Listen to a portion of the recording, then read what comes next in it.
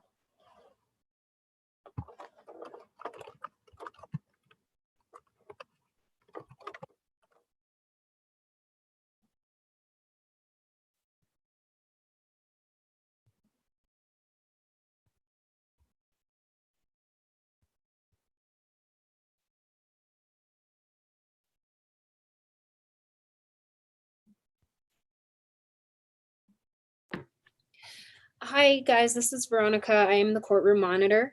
For Team Gorsuch, it looks like I'm waiting on three of your team members. Are we intending to have all of your team members in the room today?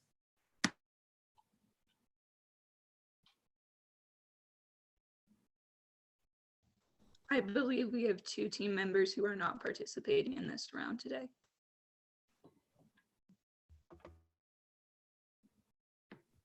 Okay, thank you.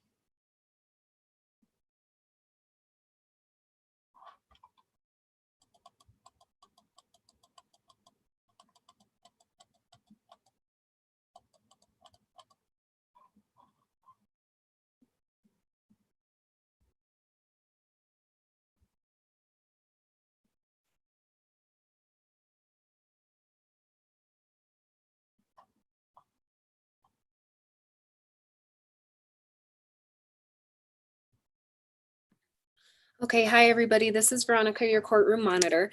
We are waiting, I think, for one additional team member from Team Gorsuch in order to get started.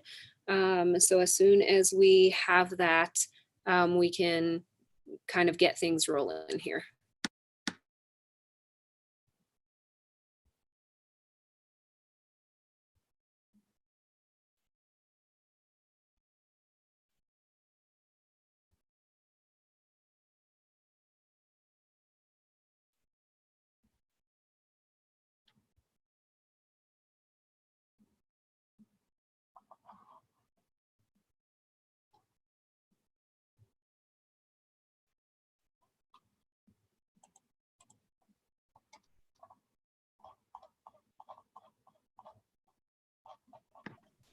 In the alternative, if Team Gorsuch can confirm for me that they have all of their team members in the courtroom, we can get started that way as well. I believe with two team members from Gorsuch not participating today, we should have 21 total participants. And we only have 20, which is where I believe we still need one team member. After checking the roster, it appears we have everyone for Team Gorsuch.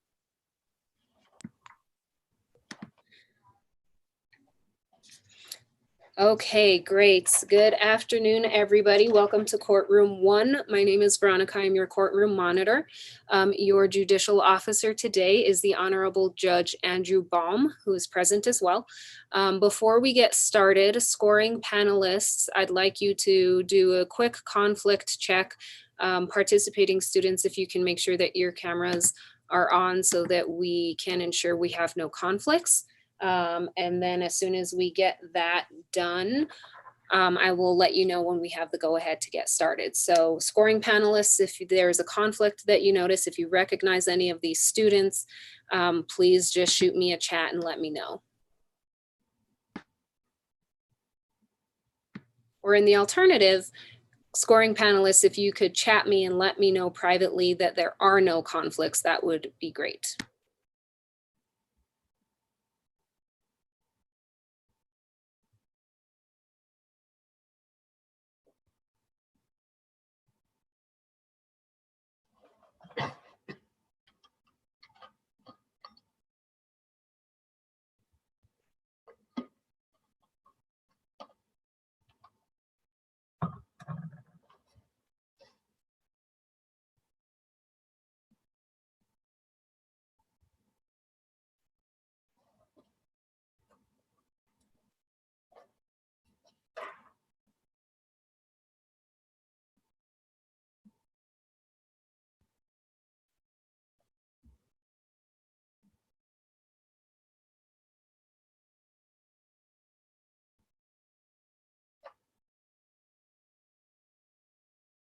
Okay, thanks everybody. Just hang tight. We're waiting for the remaining courtrooms to conflict check. And as soon as I have the all clear, we'll go ahead and get started. So hang out just a second.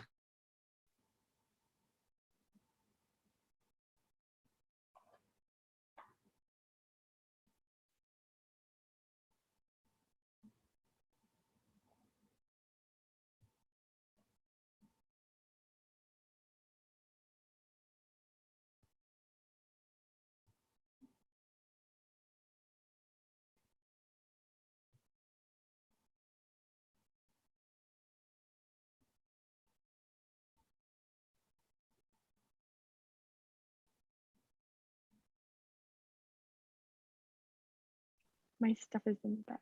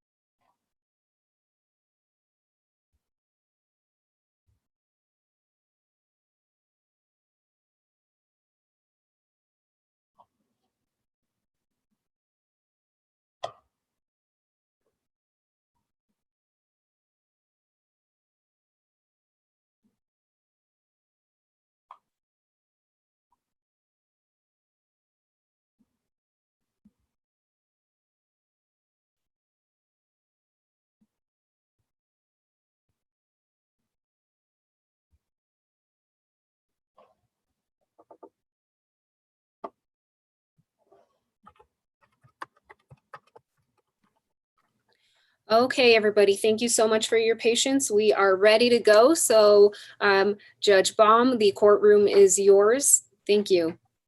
All right. Thank you, Ms. Martinez. Good afternoon. My name is Judge Andrew Baum. I am one of the district court judges here in Douglas County. I have been on the bench since 2017. I currently preside over a domestic relations docket, but prior to that, for 3 years, I presided over a criminal law docket, which it appears is the type of case that we have in front of us today. So I would just like to welcome you all. It's a little bit odd not to have everyone in the courtroom, but such are the times that we are living in. So a few things just to confirm quickly. Just make sure that, well, I don't know how we're going to take photographs if you're not all in the courtroom, but I want to remind I don't know if the Colorado Bar Association is recording in any portion of this or anything like that. But just be aware that may be happening. Also remember, no recesses will be allowed except for a health emergency. And I will have the discretion to stop time for any technical difficulties because we are handling this competition virtually. Keep in mind, both teams and coaches, that any disputes that arise out of the competition should be reported in accordance with the competition rules. And I also want to remind teams that their compliance with time requirements will be considered in scoring individual performances. Let's see, some of these are all the rules that we applied when everybody was in person. So I'm going to take a quick look at these. Let's see, why don't we have I know you all have, it's much easier because we all have name designations now on our video, but if our two teams, and we'll start with the prosecution, could just introduce your participating team members, please. Good afternoon, Your Honor, members of the jury and opposing counsel. My name is Emily Now, and I will be performing the direct examination of Jordan Markowitz and the cross-examination of Avery Becker. Thank you. Good afternoon, Your Honor, members of the jury and opposing counsel. My name is Elijah Goldberg, and I'll be performing the direct examination of Kyle Kuzak, as well as the cross-examination of Blake Van Owen and the closing statement. Good afternoon, Your Honor, members of the jury, opposing counsel. My name is Hannah Abraham, and today I'll be performing the direct examination of Alex Cifuentes, as well as the cross-examination of Taylor Perkins. Thank you. And your witnesses for the prosecution? Good afternoon, Your Honor, opposing counsel and members of the jury. My name is Ella Iveslot, and today I will be performing as Detective Jordan Markowitz. Good afternoon, Your Honor, members of the jury and opposing counsel. My name is Quinn Chi Nguyen, and I am Kyle Kuzak. Good afternoon, Your Honor, members of the jury and opposing counsel. I am Owen Pontius, and I am Alex Cifuentes. Great, thank you. And if the defense team would go ahead and introduce themselves, please. Good afternoon, Your Honor, members of the jury and opposing counsel. My name is Paige Miller. I'll be performing the direct examination of Avery Becker, the cross of Detective Jordan Markowitz, and conducting the closing argument. Good afternoon, Your Honor, members of the jury and opposing counsel. My name is Kenzie Firkus, and I will be conducting the direct examination of Taylor Perkins, as well as the cross-examination of Alex Fuentes. Good afternoon, Your Honor. Today I will be conducting the opening statement for the defense, as well as conducting the cross-examination of Kyle Kuzak and conducting the direct examination of Professor Blake Van Owen.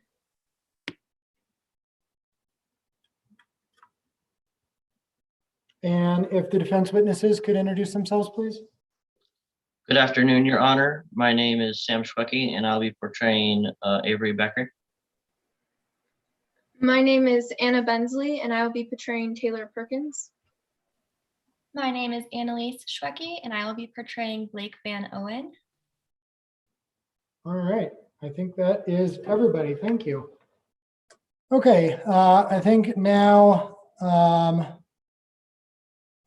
we are going to deem all witnesses to have already been sworn, so I won't need to swear the witnesses in. I will now swear you in. It gets a little awkward if I have you stand up because then we can't really see you on camera. So rather than have everybody stand up and move cameras, I'll allow you to remain seated. That's how I handle things in my courtroom these days. But I will, however, ask the team members to please raise your right hands. All right. Team members, do you promise that the presentation you are about to give will faithfully and truthfully conform to the facts and rules of the mock trial competition? Okay, and I'm getting head nods. Looks like we have everybody. Witnesses, do you promise the testimony you're about to give will faithfully and truthfully conform to your witness statements, that you will not add material facts or opinions which are not contained in the case problem, and that you will follow the rules and procedures of the mock trial competition? And getting head nods from our witnesses, thank you. I don't know that I'll be able to hear it, and I don't know if we have any gallery members, but gallery members, including teacher and attorney coaches, family members and friends, please raise your right hands. All the team members, you can lower your right hands. Thank you. Do you promise to represent yourselves as positive role models and to behave in a manner that exemplifies ethical and professional sportsmanship during and after this mock trial round? And I'm not hearing anyone. I don't know if we have anyone, but we may be on mute, no worries. And finally, scoring panelists, if you could all raise your right hands. And I may have you all unmute just for a moment so I can actually hear the oath, since I know a lot of you are don't have your video on. Excellent. Do you promise to adjudicate the mock trial competition as fairly and objectively as possible in accordance with the facts, procedures, and rules of the mock trial competition? We do. All right, excellent. Thank you so much, everyone. All right, we are now ready to begin. We are going to start according to our sequence with the prosecution's opening statement. So opening statement on behalf of the prosecution, please. On March 6th of 2020, the world lost a great individual, not only a respectable family man and a talented litigator, though a dedicated mentor for numerous students at Colorado High School that looked up to him as a beacon of unwavering support and improvement. Coach Mackenzie Brackman, like so many others who assumed his altruistic and often grueling avocation of mentoring the youth, devoted every drop of his time and energy into propagating the seeds of success in his pupils. However, when a strong and committed figure takes the lead, the ones beneath them who host conflicting attitudes are often left in the dust to dwell in vengeance and resentment. And today, you will see that most unfortunately for Brackman, despite all the love he vested in his team, one of his very own pupils, Avery Becker, was no different. Today, you will hear the testimony of three individuals, one whom being a close companion and teammate of Avery Becker, and the other two expert witnesses here to validate the copious pieces of evidence that prove Avery Becker is beyond a reasonable doubt the perpetrator of the two charges we bring upon him today. Firstly, you will hear from expert witness Jordan Markowitz, a homicide detective with the Denver Police Department with a certification in data recovery from the American Academy of Law Enforcement. By meticulously following the data evidence, Markowitz will detail the events of the day of Brackman's murder, from the location of Avery's cell phone that put him in close vicinity of Mr. Brackman during the span of the crime, the text sent to Mr. Cifuentes. Secondly, you will hear from expert witness Kyle Kuzak, a crime scene reconstruction investigator with 19 years of experience and a certification from the Colorado Bureau of Investigation, who will provide his merited insight into the circumstances and events on March 6th that led to Brackman's murder. This includes the gruesome details of Brackman's stabbing, the odd circumstances surrounding Brackman's reaction, as well as his professional opinion on what exactly occurred. For months upon months, you will see that Avery Becker had been cultivating a nasty hatred towards Coach Brackman. While Avery wanted nothing more than to retain his lead roles in the team while doing the absolute bare minimum, Brackman knew that it simply wouldn't be fair to his teammates to let his negligent and lazy attitude continue to prosper.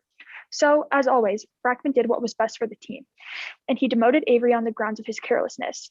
In response to this, Mr. Becker demonstrated his character by maliciously vandalizing Coach Brackman's car. Once more, Brackman did what was right and expelled him from the team. Yet for the vindictive Avery, backing down was not an option. So on March 6th of last year, after days brooding in his caustic adolescent anger and humiliation, Avery Becker texted his friend Alex that he was escalating his belligerence and going straight to Mr. Brackman's home to vandalize it. Shortly after that, Brackman was found stabbed dead on his front door. Whether it be purely the result of teenage recklessness or something deeper in Avery's character, one thing is for certain. Simple coincidence is not to blame for this wicked crime. Through the ensuing testimonies and evidence that you will bear witness to, we've remained faithful to the forces of justice that will motivate each and every one of you to find the perpetrator. Today, we bring the following charges against defendant Avery Becker: murder in the first degree or about March 6, 2020. Avery Becker unlawfully feloniously committed and attempted to commit second-degree burglary, and during the course and furtherance of that crime, the death of Mackenzie Brackman was caused. We will prove beyond reasonable doubt that Avery Becker committed murder in the first degree, as well as second-degree burglary on March 6, 2020. Thank you. And opening statement next on behalf of the defense. Yes, Your Honor. May I proceed? You may. Thank you. A chain is only as strong as its weakest link. Avery Becker, the weakest link, was looked at before the evidence. Today, ladies and gentlemen, you will find that the detective's case is made up entirely of weak links. You will learn the evidence police gathered was either not used or simply circumstantial. In fact, some of the evidence they used was lost.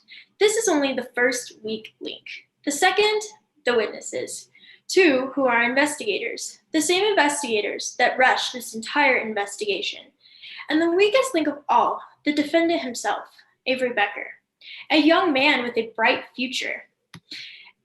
The case we will present to you today is that of a young man who should be dreaming of all that lies ahead, but instead is being unfairly accused of murder. Avery Becker is only guilty of one thing: losing his phone. The prosecution's case rests on Avery's past mistakes leading him to murder, but many know that people don't always make the best mistakes. But that does not mean that all people who have ever made mistakes are murderers. Avery Becker is just a boy who made a simple mistake and is now being faced with murder accusations for a crime he did not commit. Avery Becker wanted to end his senior year on a good note, on good terms with the team he had been part of his entirety of high school. Avery Becker made a mistake, and investigators used that as a leverage to find him guilty of murder. Avery Becker, the weakest final link, was looked at before any other suspect, some who might have had even more motive than himself.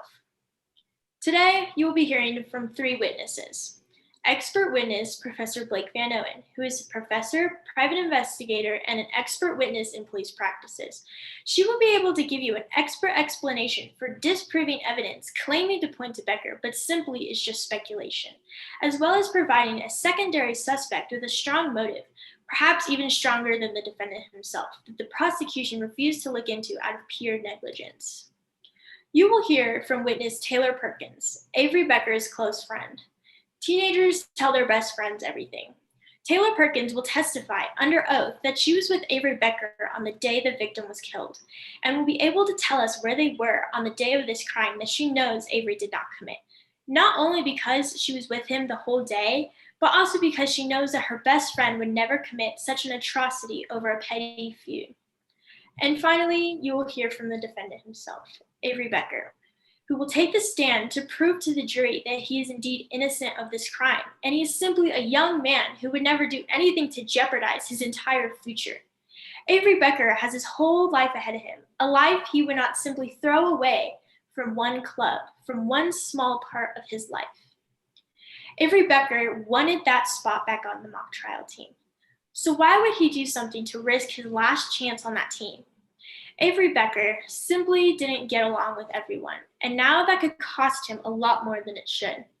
The detectives in this case took the first opportunity they saw to find Avery Becker as a suspect and ran with it, without the thought of accepting the rest of the evidence that blatantly shows Avery did not commit this crime. They looked at Avery Becker before looking at the evidence. Avery Becker's only crime was that of just losing his phone. Today, we ask you, the jury, to simply listen to what Mr. Becker has to say and find this man not guilty of committing these crimes. We ask you to look beyond his mistakes, as you would ask anyone to do for yourself, and find him not guilty of this heinous crime. Thank you. All right, next we have the prosecution's case in chief. So prosecution, please call your first witness.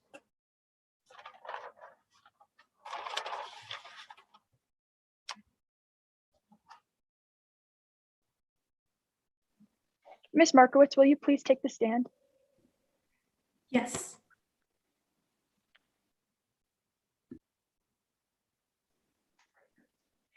Please state your name and spell your last name for the record. Jordan Markowitz, M-A-R-K-O-W-I-T-Z. Thank you, Ms. Markowitz. What is your occupation? I'm currently a homicide detector with the Denver Police Department and have been with them for over 13 years. And what specializations do you have in your field? I have specialized training and experience with cell phone data. What knowledge did you learn as part of this certification?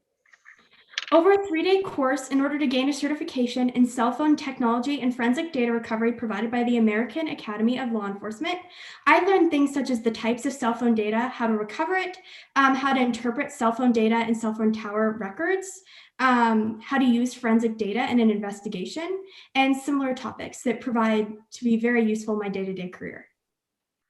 As a homicide detective, and how many cases have you obtained and interpreted cell phone tower data?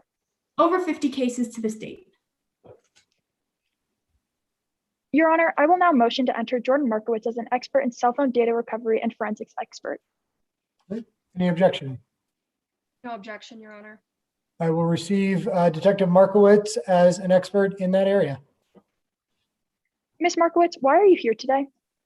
I am here today to provide my professional and expert opinion regarding cell phone data and forensics investigation on why I am certain that Avery Becker is the perpetrator of Brackman's murder. How did you first get involved in this case? I was assigned back to this case in March 2020 after a passing motorist spotted Mr. Brackman on his porch at 444 South Flower Street, passed out, and initially called the paramedics. What did you first observe at the crime scene? I responded at approximately 14:20 hours, in which I arrived at Brackman's residence and noticed that the front door was open. Next to the front door was a Ring doorbell. Was there anything surrounding Brackman's body? Yes, next to his body there was a knife, along with on his back of his shirt, he had a stab wound on his upper left shoulder, which was also surrounded by blood, and there were blood splatters and cast-off marks around his body. Did this lead you to anything? From the angle of his body in relation to the front door, it makes it pretty clear that he was trying to flee his residence. Did you enter Brackman's residence? Yes, I did. What did you observe upon entering the house? I entered through the back door, which led me right into the kitchen, where I observed a knocked over chair and a plate that had been shattered on the floor. Using your phone expertise, did you access Brackman's phone? Yes, I did. On his phone, I was able to obtain all the login information for his Ring doorbell video account, where I was then able to access videos from the past couple months, including March 6, 2020, the day of the crime. I also found lots of texts and calls related to something called mock trial, which then served as the foundation for the rest of my investigation. Did you reach out to anyone on Brackman's mock trial team?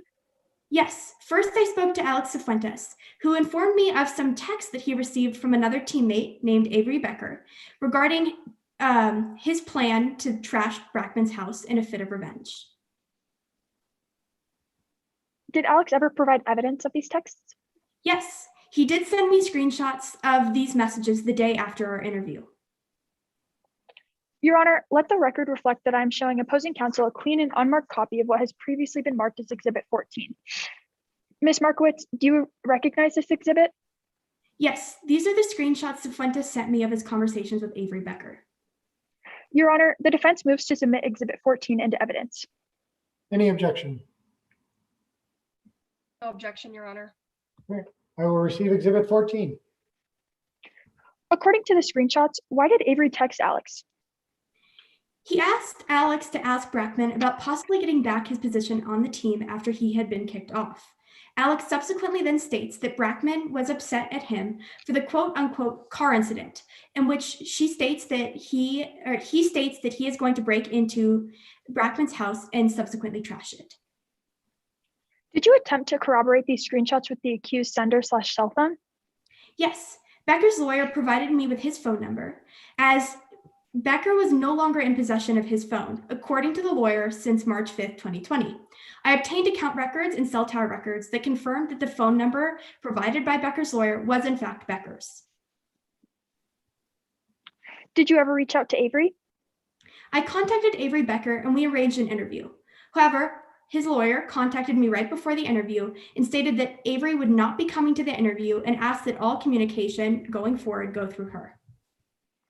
Your Honor, let the record reflect that I am showing opposing counsel a clean and unmarked copy of what has previously been marked as Exhibit 15. Ms. Markowitz, do you recognize this exhibit? Yes, these are the cell tower locations that Becker's phone communicated with, along with the direction and location of the particular antennas. Your Honor, the defense moves to submit Exhibit 15 into evidence. Any objection? No objection, Your Honor. I will receive Exhibit 15. Ms. Markowitz, how is this cell tower data created? You see, cell phones are constantly reaching out to find towers it can communicate with. And even when the phone isn't in use, it is constantly searching for the nearest tower, oftentimes. However, service providers do not keep all this information because it is quite the large amount of information when you have multiple phones in a small area. So instead, when you place a call or receive a text message or anything similar, a record of that information is then created in the cell tower. What do these cell tower records include? These cell tower records are also known as call detail records, and they identify the cell tower with the phone communicated with. It shows information such as the date and time of the communication, the length, if it was a phone call, the type of communication, if it was a phone call or a text message, whether it's incoming or outgoing, and the phone number of the other phone involved in the communication.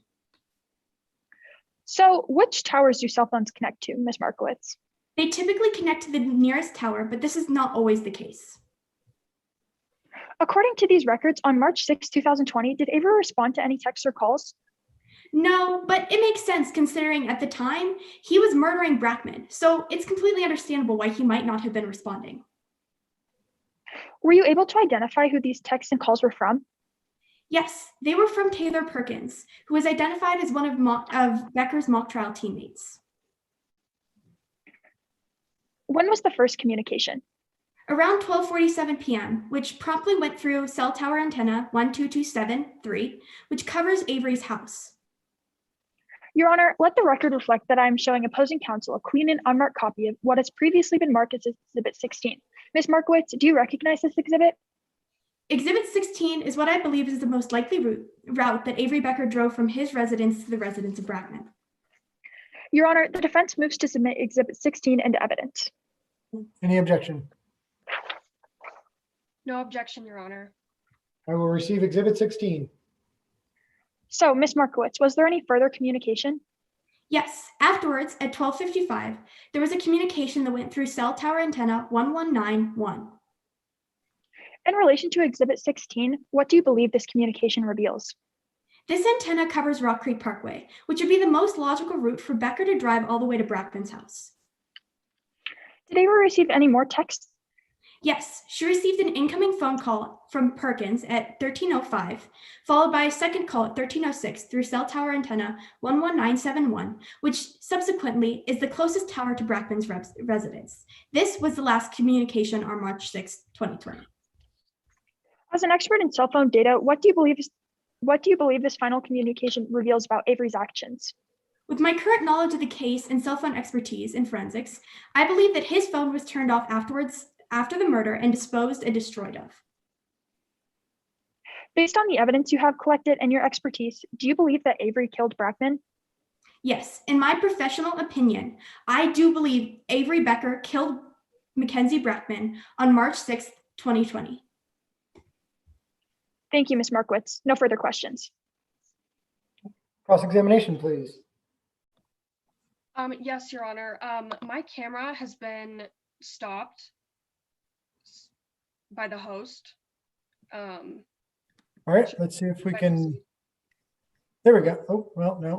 No, sorry, Your Honor, that's me. Just a reminder to all team members, you can turn your camera on if you are actively participating in the session, meaning you're an attorney or one of the witnesses, the speaking attorney in that moment. If you're not currently cross-examining or directing a witness or a witness, you need to keep your cameras off. So if it's your turn to do a cross-examination, please feel free to turn your camera back on. And if you need me to do that, I can certainly do that for you. Yeah, if you wouldn't mind, that would be.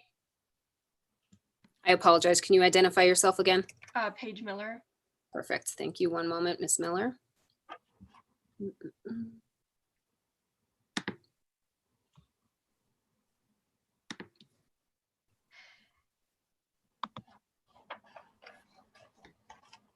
Great. All right, go ahead, Ms. Miller. Good evening, Detective Markowitz. Let's start with your experience. You have been a detective for 7 years, correct? Yes. You claim to have specialized training with cell phones? Yes, in cell tower data and forensics data recovery. And this specialized training was a 3-day course, correct? Yes, with a certification test at the end. Let's talk about Mr. Cifuentes. Mr. Cifuentes did not provide his cell phone on the day of your interview, correct? He did not, but this is completely understandable because at the time, he was under a lot of pressure. Teens talking to police, it can be very intimidating for them. You didn't ask Cifuentes to reschedule or have them bring their phone in on a separate date? Unfortunately, I don't remember the context of the situation to be able to properly answer that question. You allowed them to email you screenshots? Yes, I did. Cifuentes emailed the screenshots the day after your interview, correct? Yes. So a whole day had passed before you got the evidence you requested? Yes, but necessarily with approximately Alex Cifuentes' skill and age level, it wouldn't really make sense for them to necessarily make up these screenshots. And in regards to the rest of the evidence that I had collected at the time, it seemed reasonable that this evidence aligned with the rest of the evidence I had collected. You have training with software that allows you to download the contents of a cell phone, correct? That is correct. Yet you didn't bother to use that to download the text messages off of Alex's phone. You see, investigations are a time-consuming process, and we don't have unlimited time as detectives. So me being who I was, in comparison with the other evidence I had collected, I determined that the best use of my time would be to further my pursuits of the rest of the cases, whether that be obtaining cell tower data or anything sort of like that. For me, it was just unnecessary because the screenshots Alex provided truly aligned with the rest of the evidence I had in my possession. So conserving time is more important than collecting proper evidence, in your opinion? Not necessarily. That is certainly not what I said. However, I would say that it is important that we use our time wisely because at the end of the day, we want to present the best facts necessary. Let's move on. You recognized Brackman when you found him, correct? I did. You knew he was a defense attorney? Yes, and I have had the displeasure of being cross-examined by him in multiple cases. You were aware of the possibility that this murder could be the work of a previous client. Yes, however, as I continued in my investigation, I did not think that this was a possibility in this particular case. Still, Blair Rowland's father was a client of Brackman's, correct? Yes, as to my knowledge. This ties Blair to Brackman. Yes. You spent a month investigating all leads, correct? Yes, I let the evidence lead me wherever in the investigation that I need to go. And for my investigative purposes, that did not lead me to Rowland's. That led me to Avery Becker. You looked into Blair Rowland's, but didn't once mention him in your affidavit. That is true, because in my affidavit, I was so convinced that the perpetrator of this terrible crime was Avery Becker. I had no reason to bring in another possible suspect. You were so convinced that you didn't even bother to spend time on other leads. I really didn't think it was necessary. I had concrete proof in my possession, whether that be the cell tower data, which is where my expertise is, that allowed me to determine that I think that the best possible explanation for the murder of Mackenzie Brackman was Avery Becker. And despite including Blair in evidence today, you signed your affidavit knowing you were required to include anything at all relevant to the case. Unfortunately, I'm not sure what evidence you are talking about. Blair was mentioned in the cell tower records. Yes. But he was not included in your affidavit. No, because once again, like I have previously stated, I did not find it necessary to include unnecessary information that I did not think would add anything to the case. Thank you, Your Honor. No further questions. All right. All right, let's see. Is there a request for redirect examination from the prosecution?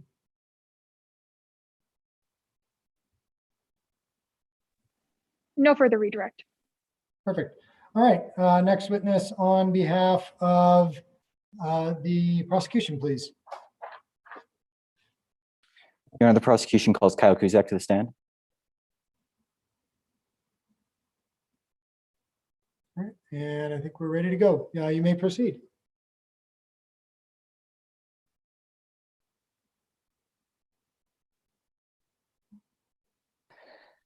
Good afternoon, Ms. Kuzak. Will you please state your name, spelling the last for the court? My name is Kyle Kuzak, K-U-Z-A-K. What do you do for a living, Ms. Kuzak?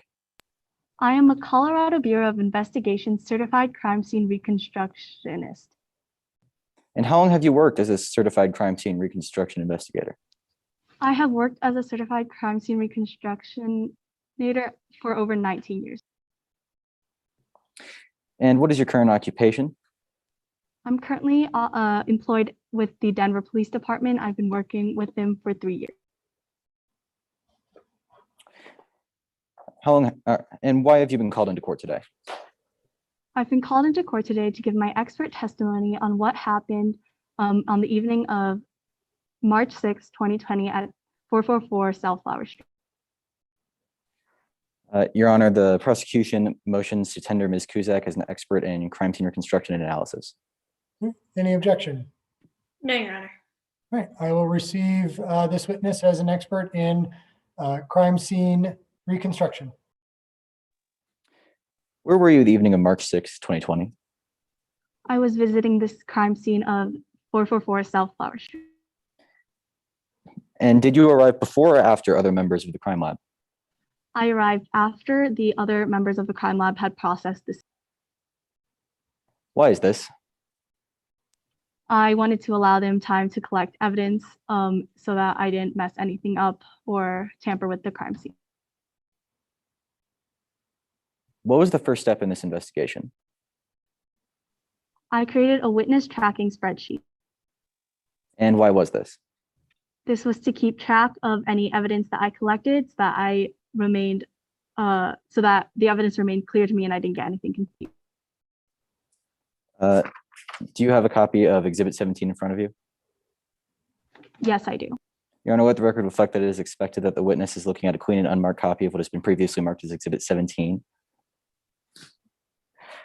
Do you recognize the document in front of you? Yes, this is my witness information tracking sheet that I created at the beginning of my investigation.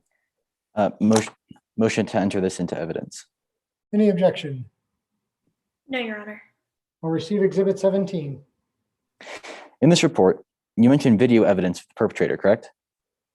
Correct. There are Ring doorbell videos of the perpetrator. Are you aware of the nature of exhibits 10, 11, and 12?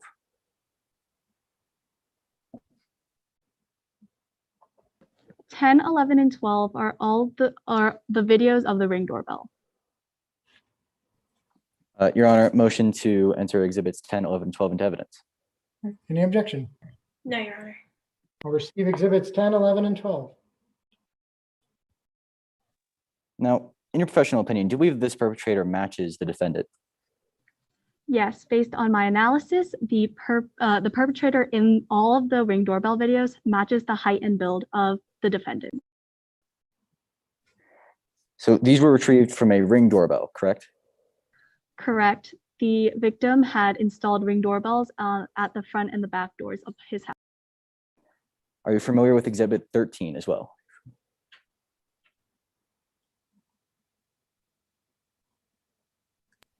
Yes, exhibit 13 is the video of the perpetrator at the front door of Brackman's house.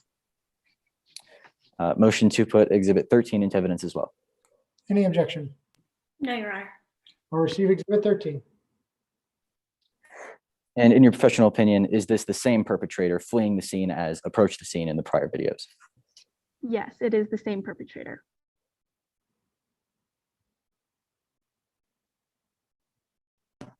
Now, in your initial report, you also mentioned an initial struggle at the back door. Is this correct? Correct. Based on my analysis, there was a struggle near the back door of the house. Do you have in front of you a copy of exhibit 18? Yes, I do. Do you recognize this exhibit? Yes, this is a picture of the scuff marks by the back door of the house. Your Honor, motion to enter exhibit 18 into evidence. Any objection? No, Your Honor. I'll receive Exhibit 18. Now, in your professional opinion, what do these scuff marks indicate? These scuff marks indicate that there was a struggle near the back door of the house. Now, are there any other signs of a struggle that led to your conclusion? There was an open knife drawer as well as a pushed back chair and a shattered plate on the ground. Would the record reflect that the witness is expected to have in front of them a clean and unmarked copy of what has previously been marked as exhibit 9? Do you recognize this exhibit? Yes, I do. This is an exhibit of the shattered plate I mentioned. Motion to enter this into evidence. Any objection? No, Your Honor. I'll receive Exhibit 9. Now, in your expert opinion, what does this prove? This proves that there was a struggle where the plate was knocked off the table and shattered on the floor. Now, this struggle was not recorded on camera. Why is this? The angle of the Ring doorbell did not capture the struggle as it was inside into a little to the left of where the Ring doorbell was. How would the victim have been alerted to engage in a struggle? When setting up Ring doorbells, you can enable push notifications, which could have alerted the victim to someone being on his property. Additionally, the sound of the back door opening could have also alerted the victim. Is this why your report refers to the victim arming himself with a knife? Correct, that is why. Would the record reflect that the witness is expected to be looking at clean and unmarked copies of exhibits 7 and 8? Do you recognize these exhibits? Yes. This is a picture of the knife drawer and block. Now, permission to put these into evidence. Any objection? No, Your Honor. Court will receive Exhibits 7 and 8. Now, in these exhibits, where do you think it is most likely that this knife came from? The knife most likely came from the knife block. But the knife drawer is also a possibility, correct? Yes, it is a possibility, but using my analysis, I concluded it was most likely from the knife block. And moving on to the murder itself, please let the record reflect that the witness is expected to be looking at exhibits cleaning up marked copies of what have previously marked as exhibits 1 through 4.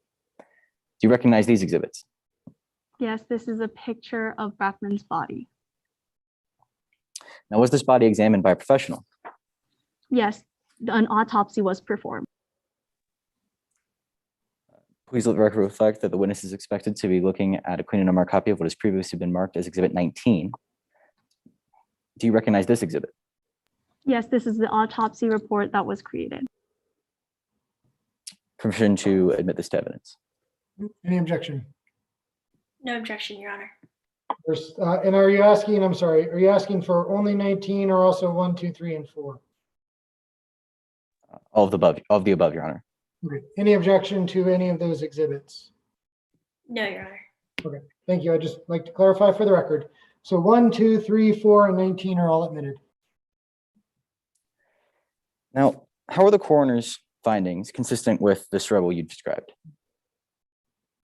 The coroner's findings are consistent with a struggle occurring and then the victim being stabbed, running to the door where he then pulled out the knife and consequently bled out and died. So did he die immediately? Very quickly after he pulled the knife out of his back. And is there any further evidence to prove that he pulled the knife out of his back?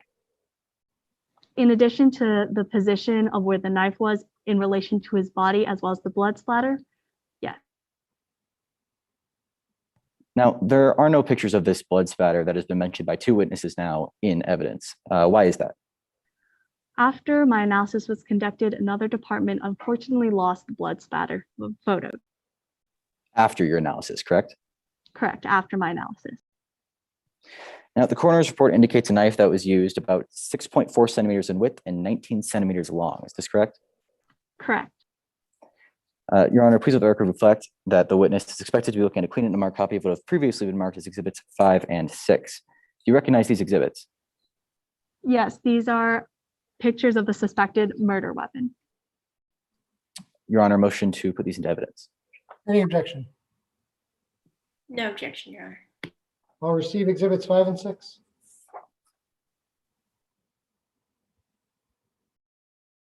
Does this knife match the measurements that have previously been stated? Yes, this knife matches the measurements found on the autopsy. And where was this knife found? This knife was found near Brackman's body near the front of the door. And do you believe, in your professional opinion, that this was the knife used in the murder? Yes, I do. It seems that this knife does not match the knives in Exhibit 8, but you still believe it was removed from the block. Why is this? The type of knife this was, in addition to the measurements match the other knives in the block, the victim might have replaced one of the knives with this knife.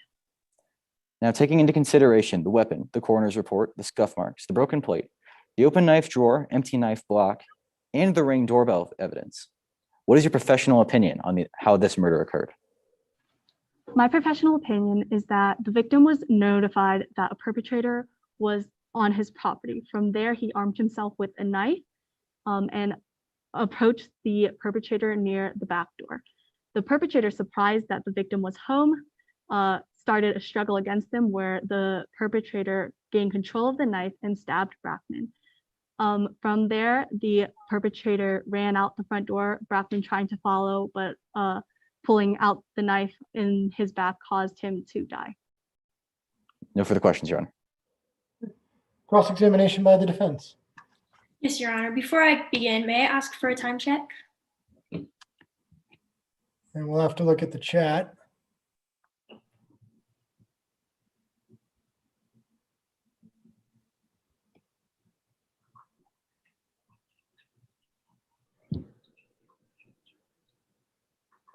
There we go. Thank you. You visited the scene of the homicide after it was processed by other members of the crime lab, correct? Correct. There were scuff marks found on the kitchen floor at the scene of the murder? Correct. There were near the back door.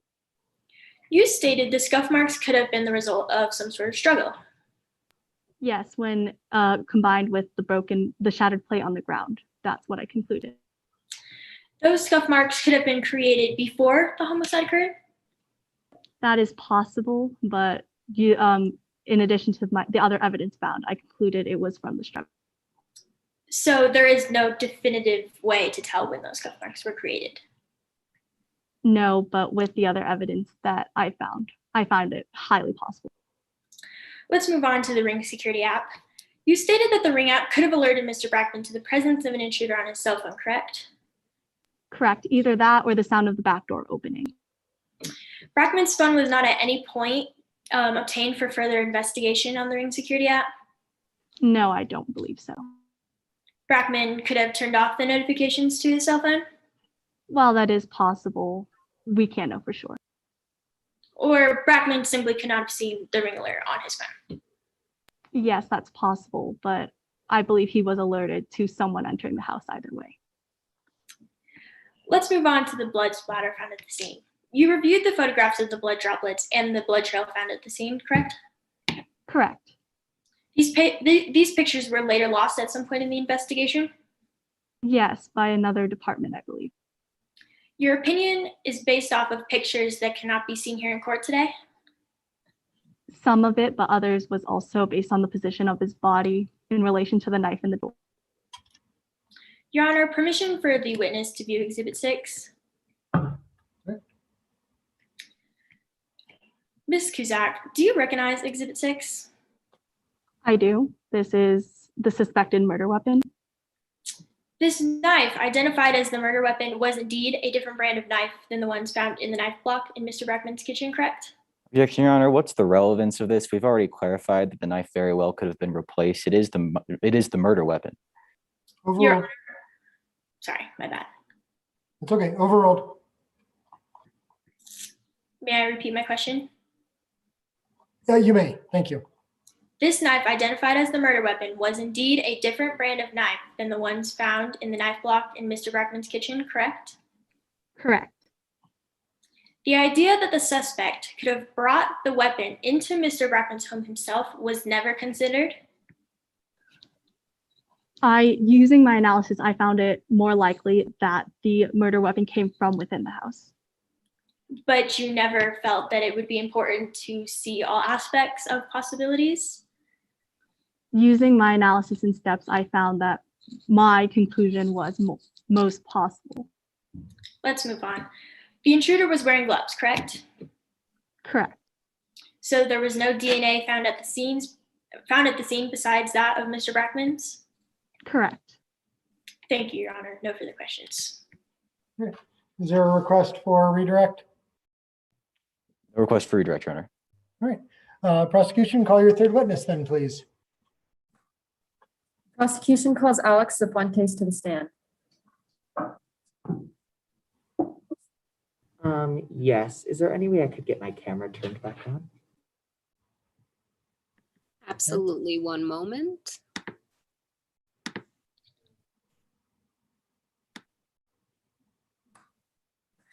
Please state your name, spelling your last for the court. Alex Cifuentes, Sifuentes. Mr. Cifuentes, where do you currently attend school? I am currently at Colorado High School. And are you involved in any extracurricular activities there? Yes, I've been involved in mock trial at my time at CHS. Why did you join mock trial? I've always been extremely interested in law, and it gives me something where I can put my work and passions into. Was Avery Becker a member of the mock trial team? Yes, Avery is a member of the mock trial team. And what was your relationship with Avery Becker? Me and Avery were really close. We were teammates together, and overall, she was one of my best friends. And how would you describe Avery Becker's attitude towards mock trial? Avery was often unprepared for our mock trial competitions and would show up late and would never be really prepared like everyone else on the team was. Who is the coach of your mock trial team? Mr. Brackman. And how would you describe his attitude towards coaching mock trial? Mr. Brackman was extremely involved in coaching. He would teach us and prepare us, and he always taught us so many skills that we used in our trials. He was a wonderful coach. And did he assign the roles for mock trial? Yes, he did. Do you believe that he assigned those roles fairly? I don't believe so. Oftentimes he Objection, would. Your Honor, lack of personal knowledge. Your Honor, we've already established that Alex Fuentes has a personal relationship with the coach. Yeah, he was on the team, so overruled. Please continue, Mr. Cifuentes. May you repeat the question? Do you believe that Coach Brackman assigned the roles fairly? Oftentimes I didn't think so, just because I had observed from Avery that she was often unprepared and I was always prepared. And I think that if the roles were different, we would have succeeded a little more. Did you and Avery Becker have any differing beliefs towards mock trial? Yes, I am a very prepared person and I was very passionate about getting everything done and punctual, except Avery often overlooked that and was a more on the fly thinker. Did these differences ever change your personal opinion about Avery Becker? Absolutely not. Avery was still one of my best friends. How would you describe the relationship between Avery Becker and Coach Brackman?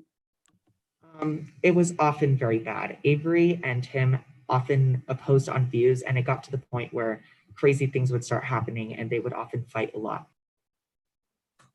Were there any specific events or altercations between the two of them that would add to this tension? Yes, after a day that Avery showed up late, Brackman got angry and demoted her to the B team. And unfortunately, she wrote on his car, "The world's worst attorney." And do you believe that this escalated tension could lead Avery Becker to act in any sort of extreme manner? Objection, Your Honor, lack of personal knowledge.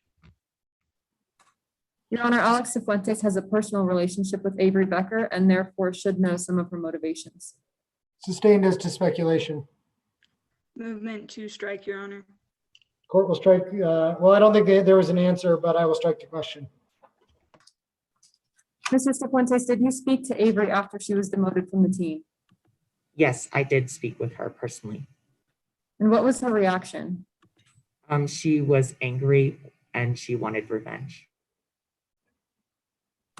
Finally, Mr. Cifuentes, what do you believe your role is in this case? I'm here to give unbiased information on the character of Avery within mock trial and her motivations. Thank you, Mr. Cifuentes. No further questions. Cross-examination, please. Yes, Your Honor. Good afternoon, Mr. Cifuentes. Let's begin. You claim to be good friends with Avery Becker, correct? Yes, that is correct. However, you and Avery only really spent time together at mock trial practice and related events. Yes, we had gone to the fry shack together. We were pretty good friends. You also feel that Avery had no real talent when it came to the mock trial team. She had talent. It was just not in preparation. It upset you when Avery got such large roles on the team? Yeah, but I was a junior and she was a senior, so my time would come. The fact that Avery earned multiple awards despite his lack of work ethic on the team was very upsetting to you?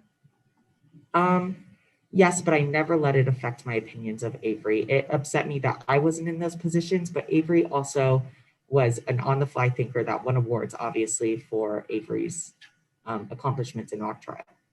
You felt that the team was better off without Avery once he was removed? Objection, Your Honor. Leading question. Overruled as cross-examination.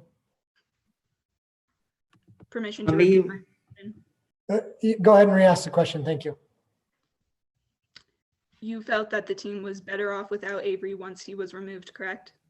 Overall, yes, I did, because we were more prepared as a team. You were looking forward to getting larger roles with Avery off of the team? Yes, but I also knew that my time would come next year also. Let's discuss Exhibit 14, that is the screenshots of the text message conversation between you and Avery Becker. Detective Markowitz called you in for an interview regarding information on your phone, correct? That is correct. But you didn't bring your phone with you to the interview? I left it on the charger. You didn't realize you had forgotten your phone on the way to the interview? I did not realize. Detective Markowitz never asked you to bring in your phone at a later time? No, because I had offered to bring it in another time. I had previously offered that. Instead, Detective Markowitz had you email him screenshots of the alleged text messages? Yes, but I was willing to bring in the phone if he asked. I had offered. You traded in your phone even knowing it contained evidence? I had offered to bring it in. I was just following the investigation, which was my role. So that is a yes, you traded in your phone even knowing it contained evidence? I traded it in much later. This was in March of last year. My phone simply wouldn't work anymore. You no longer have direct access to those text messages? I do not, but I was You don't willing know to. what the phone you received these text messages on is now? May you repeat the question? You are unaware of where the phone you received these text messages on is now? I am unaware, but we do have direct screenshots of these texts. To confirm, you claim to have received messages from Avery Becker with threats to break into Mr. Brackman's home? Yes, that is exactly, yeah. Despite receiving these text messages, you didn't find it necessary to warn Mr. Brackman prior to his death? I didn't know she was going to kill him, but as I said, she was an on-the-fly thinker, so one thing led to another. Nor did you go to the authorities? I did not. I did not, because simply I did not even expect this from Avery, but ever since the car incident and this now, I've realized I have no doubt in my mind that it was her. In fact, even after Mr. Brackman was killed, you didn't contact the authorities. Detective Markowitz contacted you. I Objection, Your Honor, relevance. Overruled, goes to bias. May you repeat your question? Yes, of course. In fact, even after Mr. Brackman was killed, you didn't go to the authorities. Detective Markowitz contacted you. I had no idea that it could have been Avery at all, because he had worked on a lot of cases and he was a fantastic lawyer, as we know. So he put a lot of people away. But once Markowitz contacted me, it made complete sense. Let's move on and talk about March 5th, 2020. That is the night before Mr. Brackman was killed. You saw Avery at the Fry Shack that night, correct? Yes, I did. Mm-hmm. And at some point that night, you were in possession of Avery Becker's phone. Yes, I was. I was playing games. Let's move on. You are aware that Mr. Brackman had previously represented the parent of a student at your school? Yes, a student, but I was unaware of it. You attended school with Blair Rollins? Yes. You don't know where Blair Rollins is now? Yeah, me and Blair never were very close, so. You saw Blair Rollins on a regular basis at your school, however? I saw everyone on a regular basis at my school. But Blair specifically? Yes, and Taylor and Avery and the rest of our team. You have not seen Blair Rollins since Mr. Brackman was killed at school? I have not seen many people from school since, seeing as which our schools have been closed down. Thank you, Your Honor. No further questions. Great. Is there a request for a redirect? No, Your Honor. Okay. With that then, does the prosecution rest?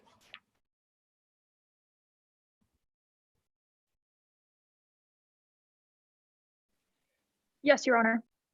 Thank you. With that, we will then hear from the defense witnesses. So defense, call your first witness, please. The defense would like to call Avery Becker to the stand. Good afternoon. Please state your name and spell your last for the record. My name is Avery Becker, Becker. Why are you here today? I am being unfairly accused of murdering Mr. Brackman. Let's start by talking about Mr. Brackman. How did you and Mr. Brackman know each other? He was my mock trial coach for all 4 years of high school. How was your relationship with Mr. Brackman? It was like a family relationship where we spent a lot of time together, so we got to know each other very, very well. And when that happens, you often have arguments. And so it was like that. But I also would say that we had plenty of good times. Did you have any other opinions about Mr. Brackman? He was a really great coach. He brought our team to a position where we were able to be competitive. We were able to compete in tournaments and win awards. And I really appreciate him and respect him for that. After the vandalizing incident, did you ever mend things with Mr. Brackman? I tried to meet him at his office, but was unsuccessful. How did you feel after realizing you'd used a permanent marker by mistake? I really regretted my actions. I didn't think it was a permanent marker. I thought it was a dry erase marker. And I didn't think the damage would be permanent. And you know, I'm really sad that he died because I really wanted to say sorry to him in person, but we never got the chance. Did you go to any other lengths to apologize? I also sent him a text, but he never responded. What was mentioned in that text?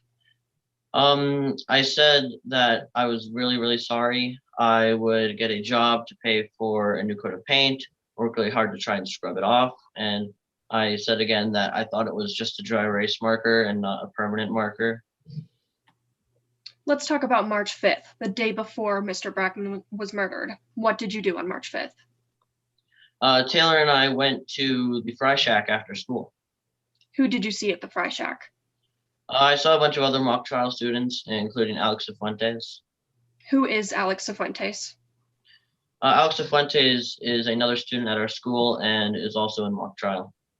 Did the two of you interact at the Fry Shack? Yes, I let Alex borrow my phone. Were you friends with Alex? No, we were more enemies than friends. We were always competing for the best attorney awards and always competing against each other for the #1 spot on the team. So we were more enemies than friends. What happened at the Fry Shack? Somehow I lost my phone. I don't know how I lost it, but I don't know where it went. When did you realize your phone was missing? I realized it the next morning. What did you do after finding out your phone was missing? Well, I picked up Taylor, and then we went around, searched the mall and the Fry Shack to see if we could find it, and we tried calling it, but we didn't find it. What happened when you tried to call your phone? It would go straight to voicemail, so it was either dead or stolen. Who would have had the opportunity to steal your phone? Well, Alex Fuentes would have had a good opportunity since I let him borrow my phone while we were at the Fry Shack.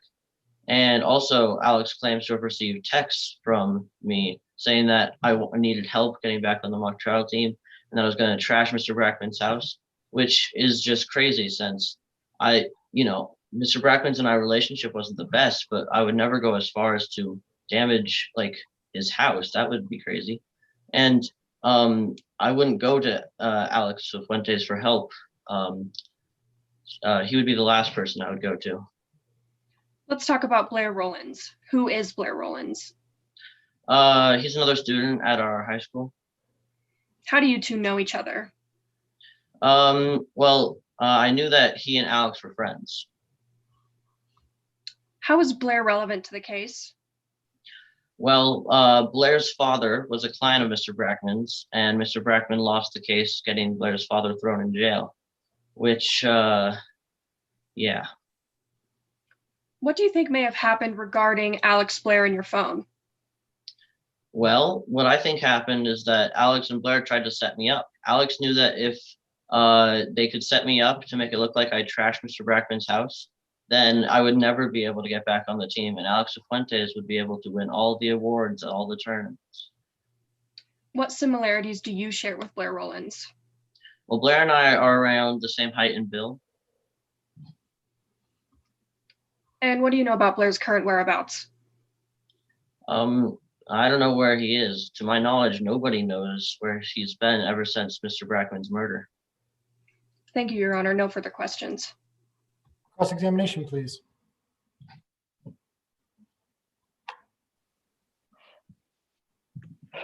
Hello, Mr. Becker. Would you say that you and Mr. Brackman got along? Sometimes, but we also fought. Before you were kicked off the team, you were demoted to B team. Is that correct? That is correct. And was that upsetting to you? Yeah, mock trial was my passion. I spent a lot of time on mock trial. And so it was, I was sad that I got kicked down to B team because I knew that I had a lot more potential on the A team.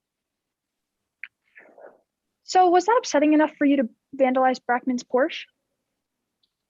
Well, in the heat of the moment of that argument, A simple yes or no will do. Well, I can't really answer in just yes or no. It's a complicated question. Was it upsetting enough for you to vandalize Brackman's Porsche? Yes or no? Well, in the heat of the moment, during the argument, I was just really mad at Mr. We'll move Brackman. on. After the Porsche incident, you were kicked. As a successful senior mock trial member, was it not extremely upsetting after getting kicked off the team? It was. Mock trial is my life. It's my passion. I spend a lot of time on mock trial. And so, I was sad that I got kicked off. Again, were you upset enough to trash his house? No, I wouldn't trash his house. Your Honor, let the record reflect that the defendant has a clean and unmarked copy of their own witness statement. Mr. Becker, will you please start by reading line 101 of your affidavit? Sorry, one moment. Starting at "that made me even madder" and ending at "practice" on line 103.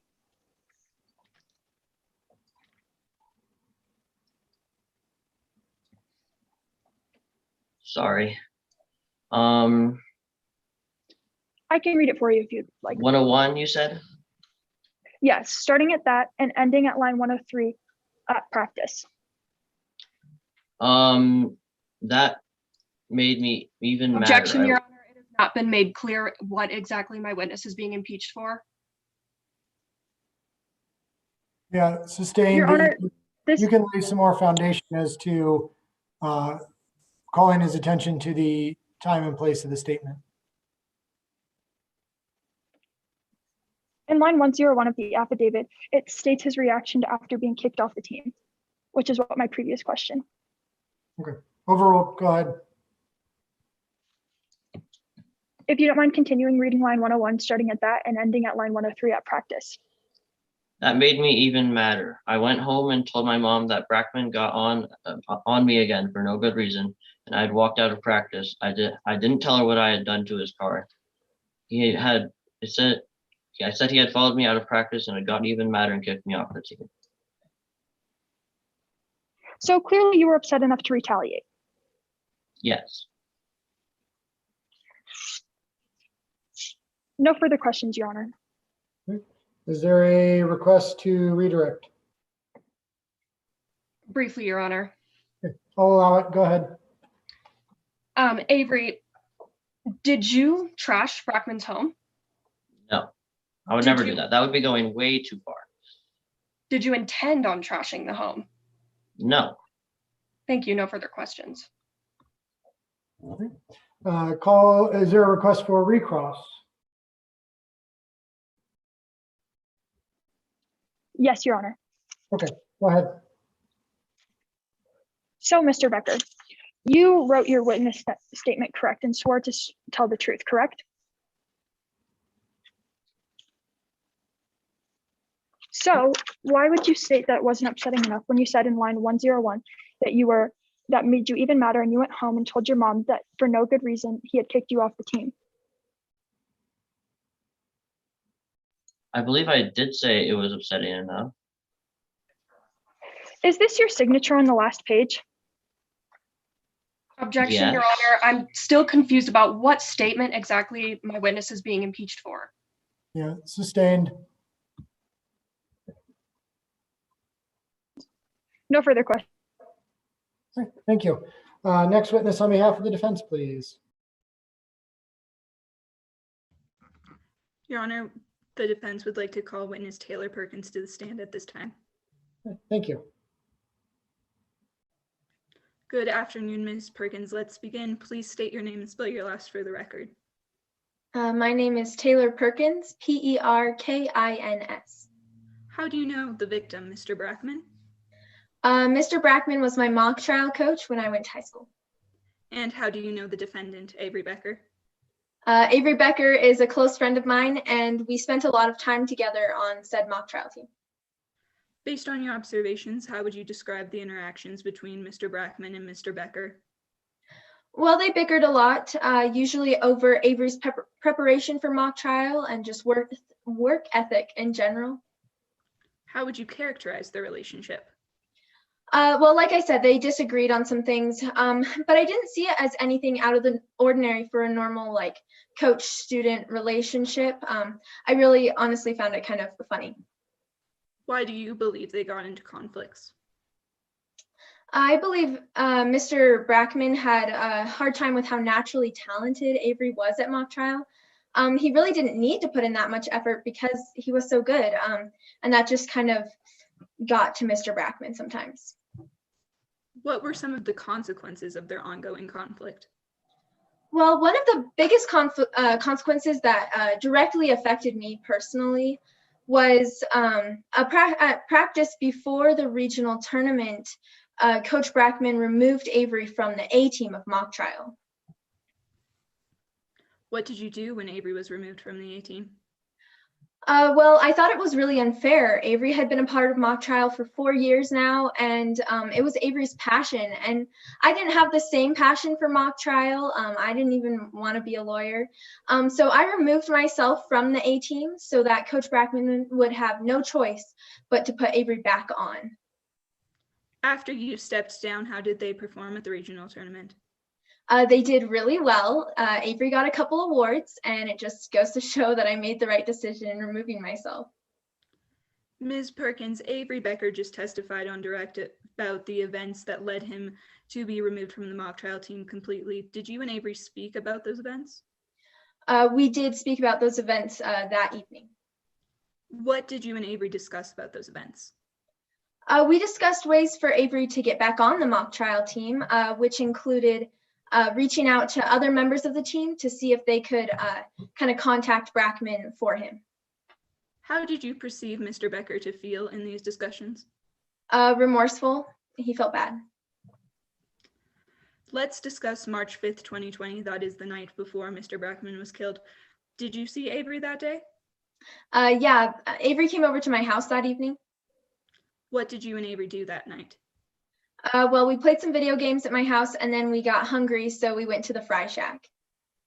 Who else was at the Fry Shack that evening? Most of the mock trial team was there, including one of Alex's least favorite people, Alex Cifuentes. How do you know Alex Cifuentes? He was a member of the mock trial team. He was actually a year younger than us, and me and Avery weren't ever really close to him.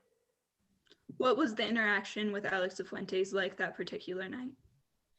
Alex seemed pretty insincere in expressing how unfair it was to Avery, and that made Avery kind of angry, so he stormed off to the bathroom.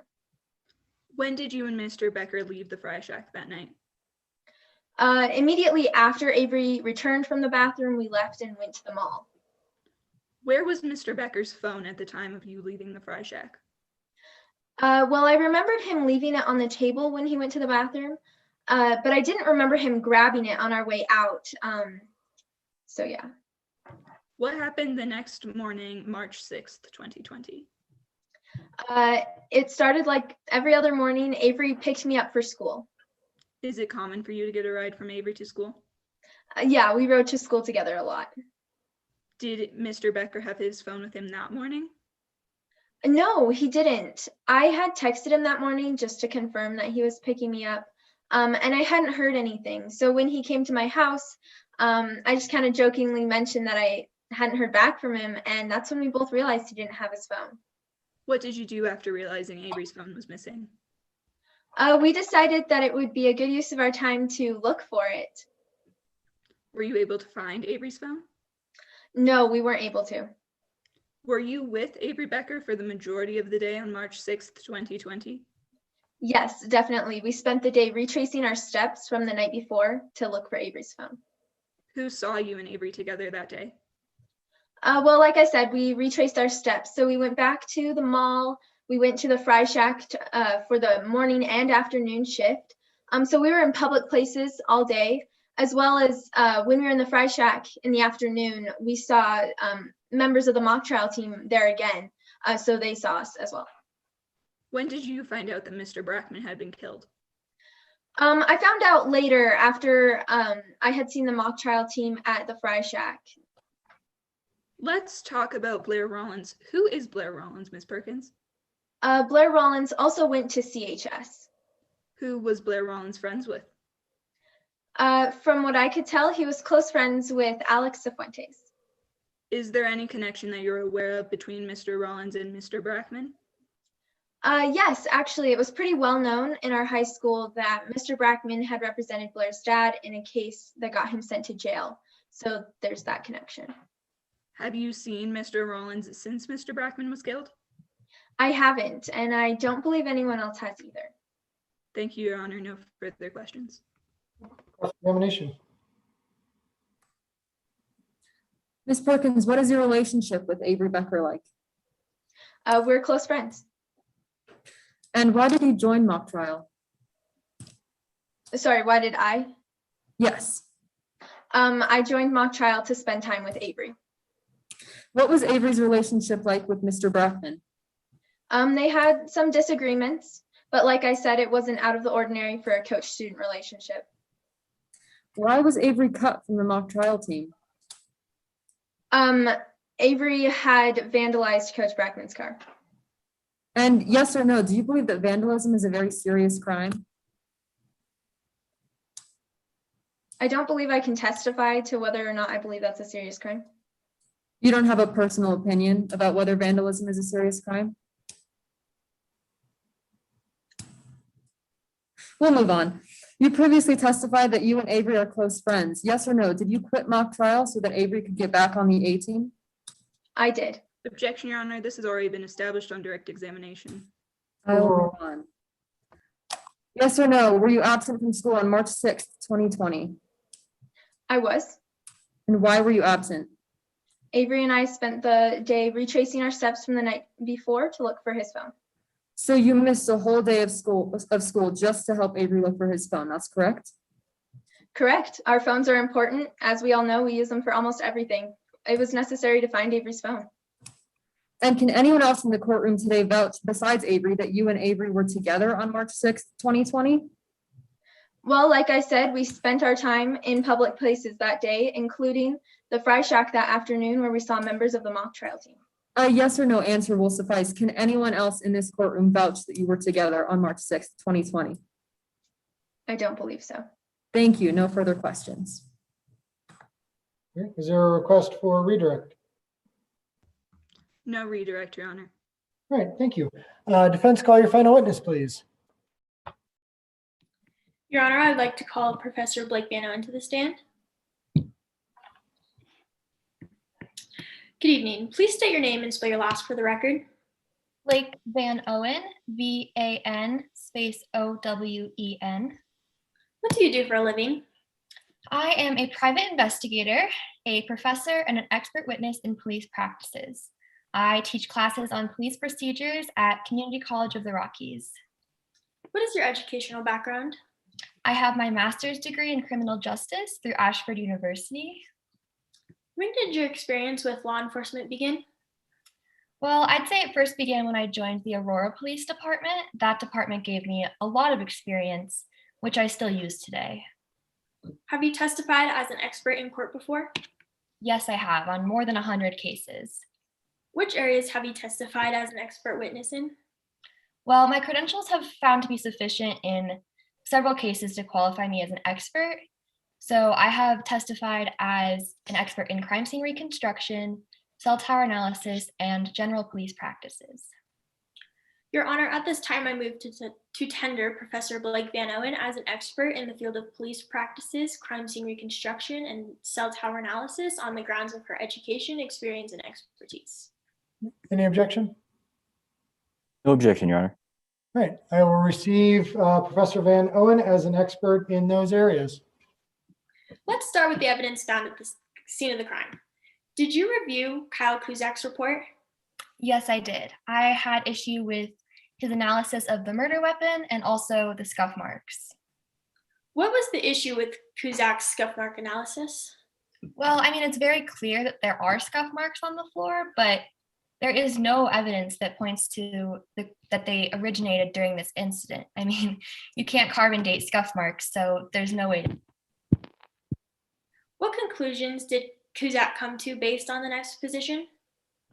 Kuzak said that if Brackman and the intruder were in a scuffle, that the intruder had stabbed Brackman at a downward angle to nick his aorta. And in order for this to be true, the intruder would have to be much larger than Brackman, which the ring videos do not show. What is your opinion on this? Well, based on the ring videos, the intruder's height doesn't appear to be much taller than Brackman's, so it doesn't seem that this would hold true. Your Honor, permission for the witness to view Exhibit 21. She may. Let the record reflect I'm showing the witness what has previously been marked as Exhibit 21. Ms. Van Owen, do you recognize Exhibit 21? Yes, I do. What is Exhibit 21? It is a photo of a hand holding a knife in a very comfortable grip. Is the exhibit you are viewing a complete and accurate copy of your investigation? Yes, it is. How do you know? Because it is the one that I reviewed during my investigation. Your Honor, I now move to admit Exhibit 21. Any objection? No, Your Honor. I'll receive Exhibit 21. Your Honor, permission to publish to the jury my screen. You may.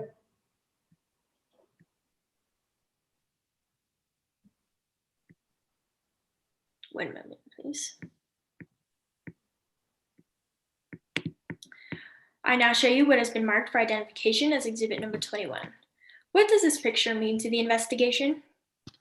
Well, most people will hold a knife in this same manner, just based on how the knife handle construction makes it. And so even if they're going to use it in a different manner than a knife is supposed to be used, they will still just naturally pick it up in this same manner. Let the record reflect that I have stopped sharing my screen. Now let's talk about the Ring Security app. What experience, if any, do you have with the Ring Security app? I own this app myself, and I'd say I'm very familiar with all of its abilities. What are some of the owner's abilities on the app? Well, one of the ones that I use a lot is the ability to turn on and off notifications. It's very helpful during the holiday season when there's lots of packages coming in and you don't want all those notifications on your phone. Do you know if Mr. Brackman's security system had this option? Yes, every system should have this option. Where do you believe Avery Becker's phone was at the time of the murder? Well, based on the cell tower analysis, it appears that his phone was in the general area of Brackman's home.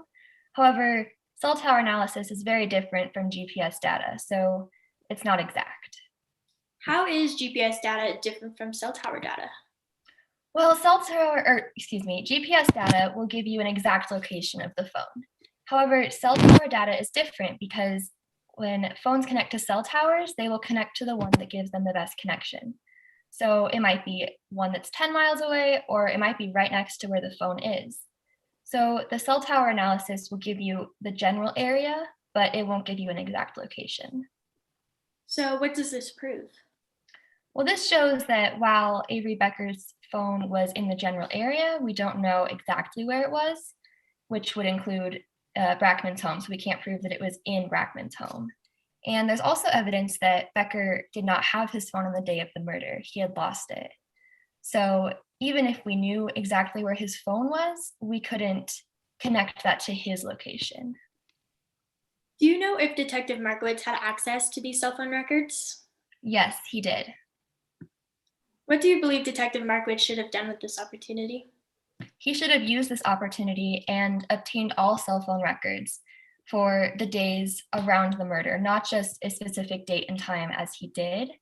And he also should have looked at people who had connections to the victim and obtained their cell phone records as well. What did police have access to at the time of the murder? Police always have access to a mobile forensic software called Celebrite. This allows them to very easily download the contents of any cell phone, which would include text messages. What did the police do with this software? Well, instead of using it on Alex Cifuentes' phone, they just accepted the screenshots that he sent to them. Why is obtaining the actual contents more important than just the screenshots alone?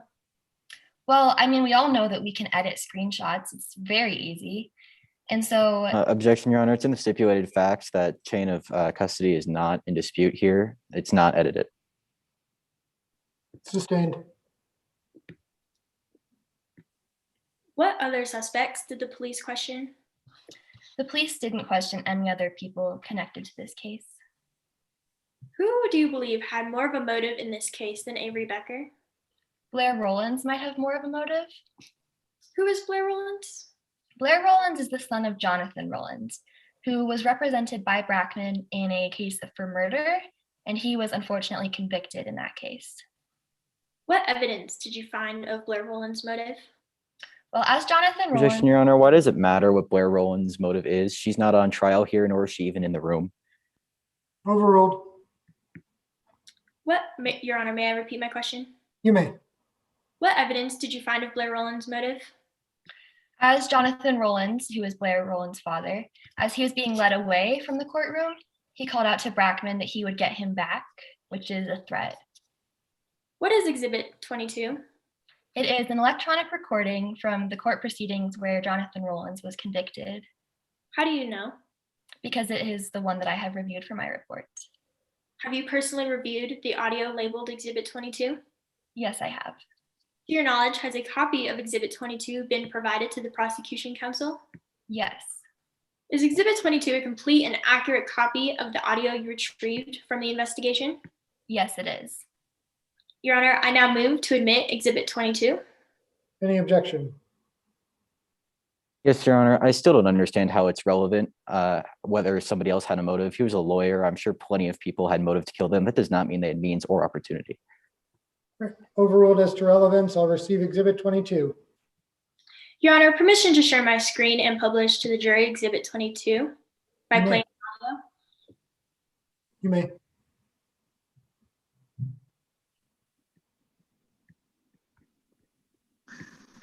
I'll get you back, Brackman, if it's the last thing I do. The record reflects I've stopped playing Exhibit 22. What do you conclude of this recording, Professor Van Owen? Well, I mean, when Jonathan Rowlands when he said that, he was very serious. I mean, being convicted of murder is a very serious thing. And so he could have been serious when he said that threat. Now, let's talk about the day Mr. Brackman was murdered. What else did you review during your investigation? I looked at Blair Rowlands' attendance records. What did you find when reviewing Blair Rowland's attendance records? I found that he was absent from school on the day of the murder, which would have allowed him to go to Brackman's home. What do you know about Blair's whereabouts today? We don't know where he is, and we don't know how to contact him either. What motive would Blair Rowlands have to harm Mr. Brackman? I mean, in my opinion, watching your father be put away for murder is much more of a motive than just, being kicked off of the mock trial team. Professor Van Owen, in your expert opinion, do you believe Avery Becker killed Mr. Brackman? No, I do not. Thank you, Your Honor. No further questions. Cross-examination. Good afternoon, Ms. Van Owen. Just to clarify, you are officially a private investigator, correct? Yes, I am. Which means that you are paid for your investigation and testimony.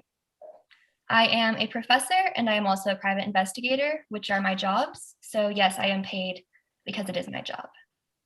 Now, by your own estimation, you're expected to make, yes or no, please. By your own estimation, you are expected to make approximately $8,000 for this case alone. Is this correct? This is correct. And yes or no, you charge approximately $225 an hour, correct? That is a standard fee. Yes, I do charge that. And yes or no, by your own estimation, you've made $7,000 up to this point before court testimony, correct? Objection, Your Honor. Relevance? Your Honor, I guarantee if you'll allow me to ask one more question, you will see the relevance. Overruled goes to bias. Now, you do the math, 7,000 divided by $225 an hour. That means you've spent approximately 31 hours in this case, correct? Yes, that is correct. Now, you are aware that 40 hours is a normal work week, correct? Yes. As I stated earlier, I am also a professor. Now, this said, it is your belief that the police investigation, which took at least 3 months, was the rushed one. This is correct? I believe based on their examinations and the things that they have brought forth, that it was rushed. Of course, this is due to evidence that could have been acquired but wasn't, correct? I'm sorry, can you please rephrase that question? So of course that makes sense if there's evidence that could have been acquired but wasn't acquired. Is this correct? Yes, that's correct. But you also had the ability to acquire this evidence, did you not? Which evidence are you referring to? Specifically cell phone reports. So with cell phone reports, because I am not employed in the police department, I'm sorry, would you like me to answer this? Yes. Okay. So because I'm not employed in the police department, I don't have access to everyone's cell phones. I mean, civilians can't just draw up someone's cell phone number and find the records on it. Do you have in front of you a copy of your signed affidavit? Yes, I do. Will you confirm that on that affidavit, this is your signature? Yes, it is.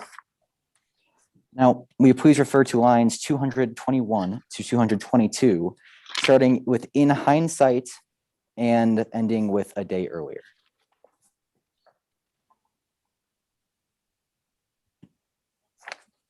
Yes, Will you please read that? yes. Starting on line 221. Correct. In hindsight, I could also have obtained the tower records for the day prior to the murder in order to confirm that Becker and Perkins had been at those same locations a day earlier. This So information, that's all, thank you. So you could have acquired this evidence, as I said. I could not have acquired it as easily as the police could have, but I could Well, have. nonetheless, you could have acquired it, yes or no? Yes.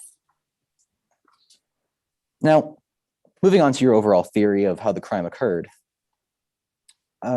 you believed that the victim was attacked from behind with a weapon by the perpetrator, correct? Yes, I believe that's true. And this is mostly due to a lack of evidence suggesting a struggle, correct? Yes. Now, are you aware, permission for the witness to view Exhibit 9, which has been admitted into evidence? She may. Now, if the only evidence, as you've prior stated, is scuff marks, then you're not aware of the broken plate in Exhibit 9? I'm sorry, can you give me a moment to pull this exhibit up? Of course. Can you please repeat your question? Now, you have prior testified that the scuff marks were the only evidence for a struggle, correct? Yes.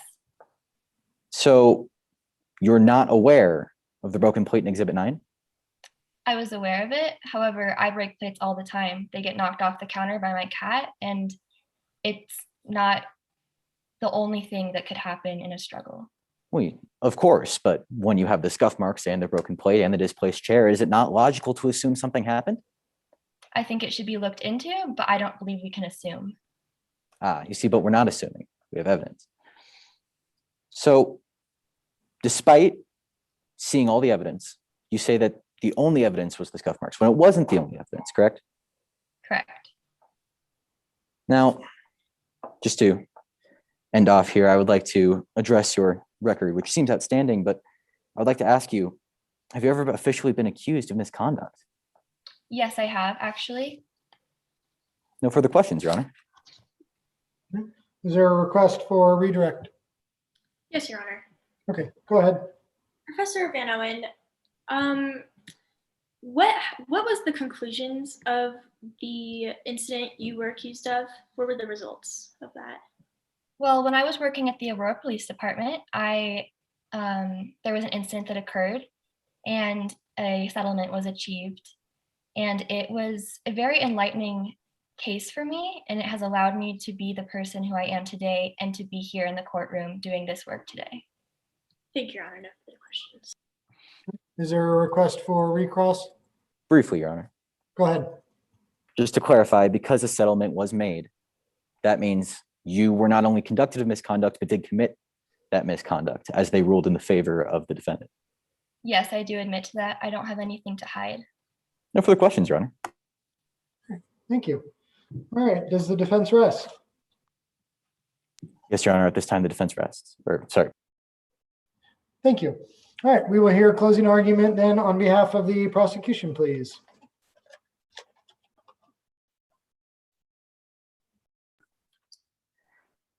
Ladies and gentlemen of the jury, Mackenzie Brockman lost his life on March 6th, 2020. And this is a day that will be remembered. Now, you have heard from 3 witnesses on our side. You have heard from one expert witness in cell phone towers that says unequivocally and uncontested that the cell phone of the defendant, and therefore most likely the defendant, was in the vicinity of the crime. You have heard that not only were screenshots given that states what the defendant was going to do, that from Ms. Cusack, you have heard that is exactly what happened. They broke into the house, that they found a knife, and then a struggle occurred. And you have heard from Ms. Alex Cifuentes that Avery had not only a grudge, but had acted on this grudge to Mr. Brockman before. These are the facts. These are called hard facts that cannot be debated. As you know, this provides means, motive, and opportunity. The three things needed to render a guilty verdict. Now, for opposition, this opposition is from an expert witness who has been convicted of misconduct, who accuses our over 3-month investigation, as proven by Kuzak's report, to be rushed despite spending less than an entire work week, not even 40 hours, 9-to-5 job, excluding the weekends, has spent less than a 40-hour work week on this case and gets paid for their testimony. Now, if there's bias, if you've ever heard of bias, I'd say that's bias. You've also heard from the defendant themselves saying that they weren't guilty of the crime. Obviously, the defendant doesn't want to be guilty of the crime. That does not affect the facts. And finally, you've heard from the friend of the defendant, a friend who will do anything, a friend who will remove their varsity position for their friend, a friend who will skip an entire day of school for their friend. And you've heard them defend their friend. Of course, they're going to defend their friend. Nobody on that side wants the defendant to be guilty, but nonetheless, the facts speak for themselves. You see, well, nobody wants this to happen. This is a horrible tragedy. It's evil. And nobody wants to think that somebody could destroy such a well-respected member of the community, that somebody could do this to their own coach, to their own mentor. But the facts speak for themselves. The facts are they were there. The facts are the process links up with what they wanted to do and have said they would do. And the facts are that Avery Becker killed Mackenzie Brockman. With this in mind, I believe it is far from unreasonable to say that the prosecution has proven beyond a reasonable doubt that this defendant could murder on the first degree as well as second degree burglary on March 6th of 2020. The defendant unlawfully, feloniously, and knowingly broke into, entered, and remained in the dwelling of Mackenzie Brockman with the intent to commit criminal mischief. And during the course of this crime, directly caused the death of Mackenzie Brockman, a beloved member of this community who has done nothing but serve them. And with that, I hope that you render the proper verdict, guilty verdict. Thank you for your time. Thank you. Closing argument on behalf of the defense, please. Today, ladies and gentlemen, you have been presented with a heavy case. The most important thing I hope you take with you as you come to a consensus is that we have an innocent young man standing before all of us, facing an accusation they absolutely do not deserve. The fact that there is a surplus of holes and misalignments in this case should prove to you the unfairness of this investigation, let alone the suspect that came out of it. A chain is only ever as strong as its weakest link. Avery Becker may have had a few disputes with their coach. They may have not gotten along at the best of times.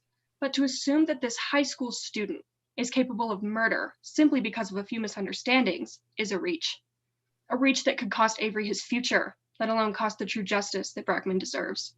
In this case, Avery was that weak link. The investigation done on Avery was biased from the start. Instead of investigating all possibilities and then choosing their suspect when there was absolutely nothing left to consider, they chose their suspect first thing and built their case around that. Today, you heard Detective Markowitz, confident in his 3-day training, allow emailed screenshots to be used as evidence in a murder case. Screenshots that were sent an entire day after their interview. The credibility of these text messages would increase by tenfold had Markowitz told Cifuentes to bring his phone in as soon as possible after their interview, but he neglected to do so. You heard Kyle Kuzak explain to you his investigative process, a process that apparently didn't push him to take any steps into investigating Blair Rowlands. You heard Alex Cifuentes go on and on about how he and Avery were such good friends, yet no other witness claims such a thing.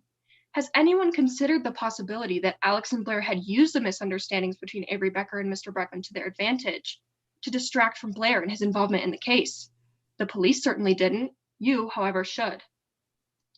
You heard from Avery Becker, a talented and devoted student who wanted nothing more than to bring success to their mock trial team and ended up a suspect for crimes he didn't commit. The prosecution describes Avery Becker as malicious, but that is not the Avery Becker we have seated here today. Avery made a strict point to apologize to his coach, determined to make things right with his coach and deeply regretting his actions. You heard from Taylor Perkins, the very person who was with Avery on the day of the murder, and has told you exactly what happened surrounding that time. Finally, you heard from our own private investigator, Blake Van Owen, who explained how rushed this investigation was. You heard of the lack of support behind many of Kuzak's claims and the lack of accuracy behind Markowitz's cell tower data. He also supports the notion that the detectives chose their suspect at the beginning and sought out evidence that matched with it. I hope we have proved to you beyond a reasonable doubt how those who ran this investigation did so in a lazy and unprofessional manner. The prosecution has the burden of proof, and I hope you'll consider whether or not they truly met that burden. Did they make you believe that Avery Becker is undoubtedly guilty? Can you say with absolute certainty that Avery committed these crimes? Take Alex Cifuentes as an example of how rushed this investigation was. The student couldn't even provide their phone on the day of the interview, a phone that supposedly held incriminating evidence. The detectives accepted screenshots, emailed screenshots. To them, that sufficed, in a case that meant everything for Avery Becker, a case that was supposed to be bringing justice to the murdered Mr. Brackman. Hard, indisputable evidence was not a necessity. Take Blair Rollins as a second example. There was no doubt that Rollins had involvement in this case, not to mention a motive, and yet nothing in relation was investigated. Once again, a chain is only ever as strong as its weakest link. How can you possibly convict someone without absolute certainty, without each and every possibility thoroughly investigated? A rushed investigation isn't going to cut it, especially a murder investigation, and one that involves high school students. The chain of this investigation became weak the second they latched onto Avery Becker. Each link that came after had only one purpose: to strengthen the credibility of Avery, the weakest link. However, you as the jury should be well aware of this manipulation by now. The detectives' intentions are crystal clear. They never intended to solve this case and bring justice to a deceased man. They intended to do things the easy way, latch onto a suspect and roll with it, ignore outside possibilities, and get things done as quickly and as easily as possible. Detectives who are true to their title would never handle things in the way that this case was handled. Every little detail must be taken into consideration. No subpar evidence should make the cut. Blair Rollins should have been investigated just as much as Avery Becker had. The person behind that mask was not Avery Becker. The prosecution has tried to prove to you that it was, but, ladies and gentlemen of the jury, it is now your responsibility to see through this inadequate investigation and vote in favor of the defense. Thank you, Your Honor. Thank you. Your Honor, Yes, sir. were prosecution allowed to object during closing remarks? We would object to the fact that defense has constantly attacked the validity of the screenshots. However, as is said in the stipulated facts, that is not disputable under chain of custody. Right. The objection is noted for the record. Thank you, sir. Okay. I think we're going to take a moment to allow the scorekeepers to finalize their scores and transmit them. I know Ms. Martinez is going to let us know when we are ready to offer you all some comments. But while we're doing that, I just want to take a moment and to tell you all to take a very, very deep breath. Round one is over. And I can, although everyone's muted, I can hear your collective deep breaths. Everyone, you did a phenomenal job. I will tell you from that, and then I'll wait to hear from Ms. Martinez on when we can offer our comments.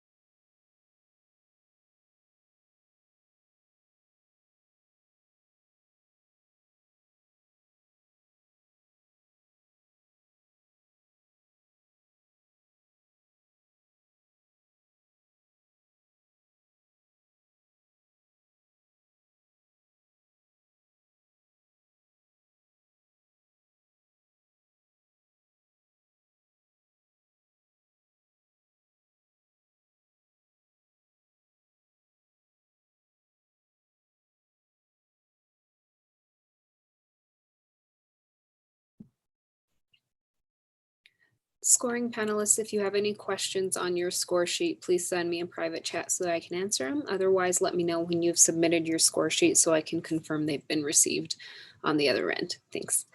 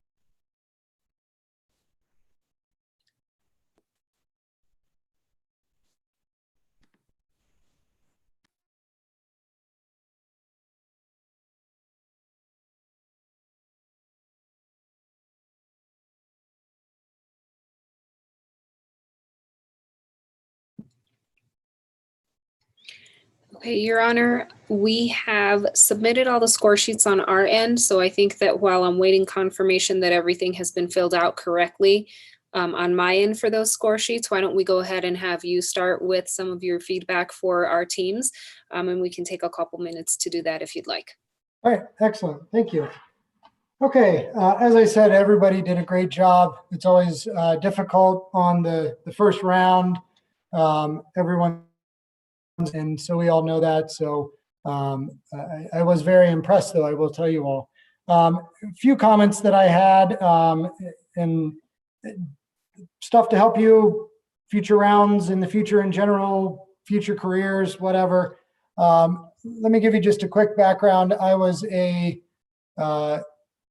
deputy district attorney in Denver for about 9 years before I was on the bench, and then I was in the Army JAG Corps before that. So I had some pretty good trial experience. And then, as I said, I've been a district court judge for about 4 years now, and was a magistrate for about a year before that. So, so these are all things that I'm noticing just in my time observing trials. I will start with the opening statements. The prosecution opening, Ms. Now, I hope I'm saying your name right.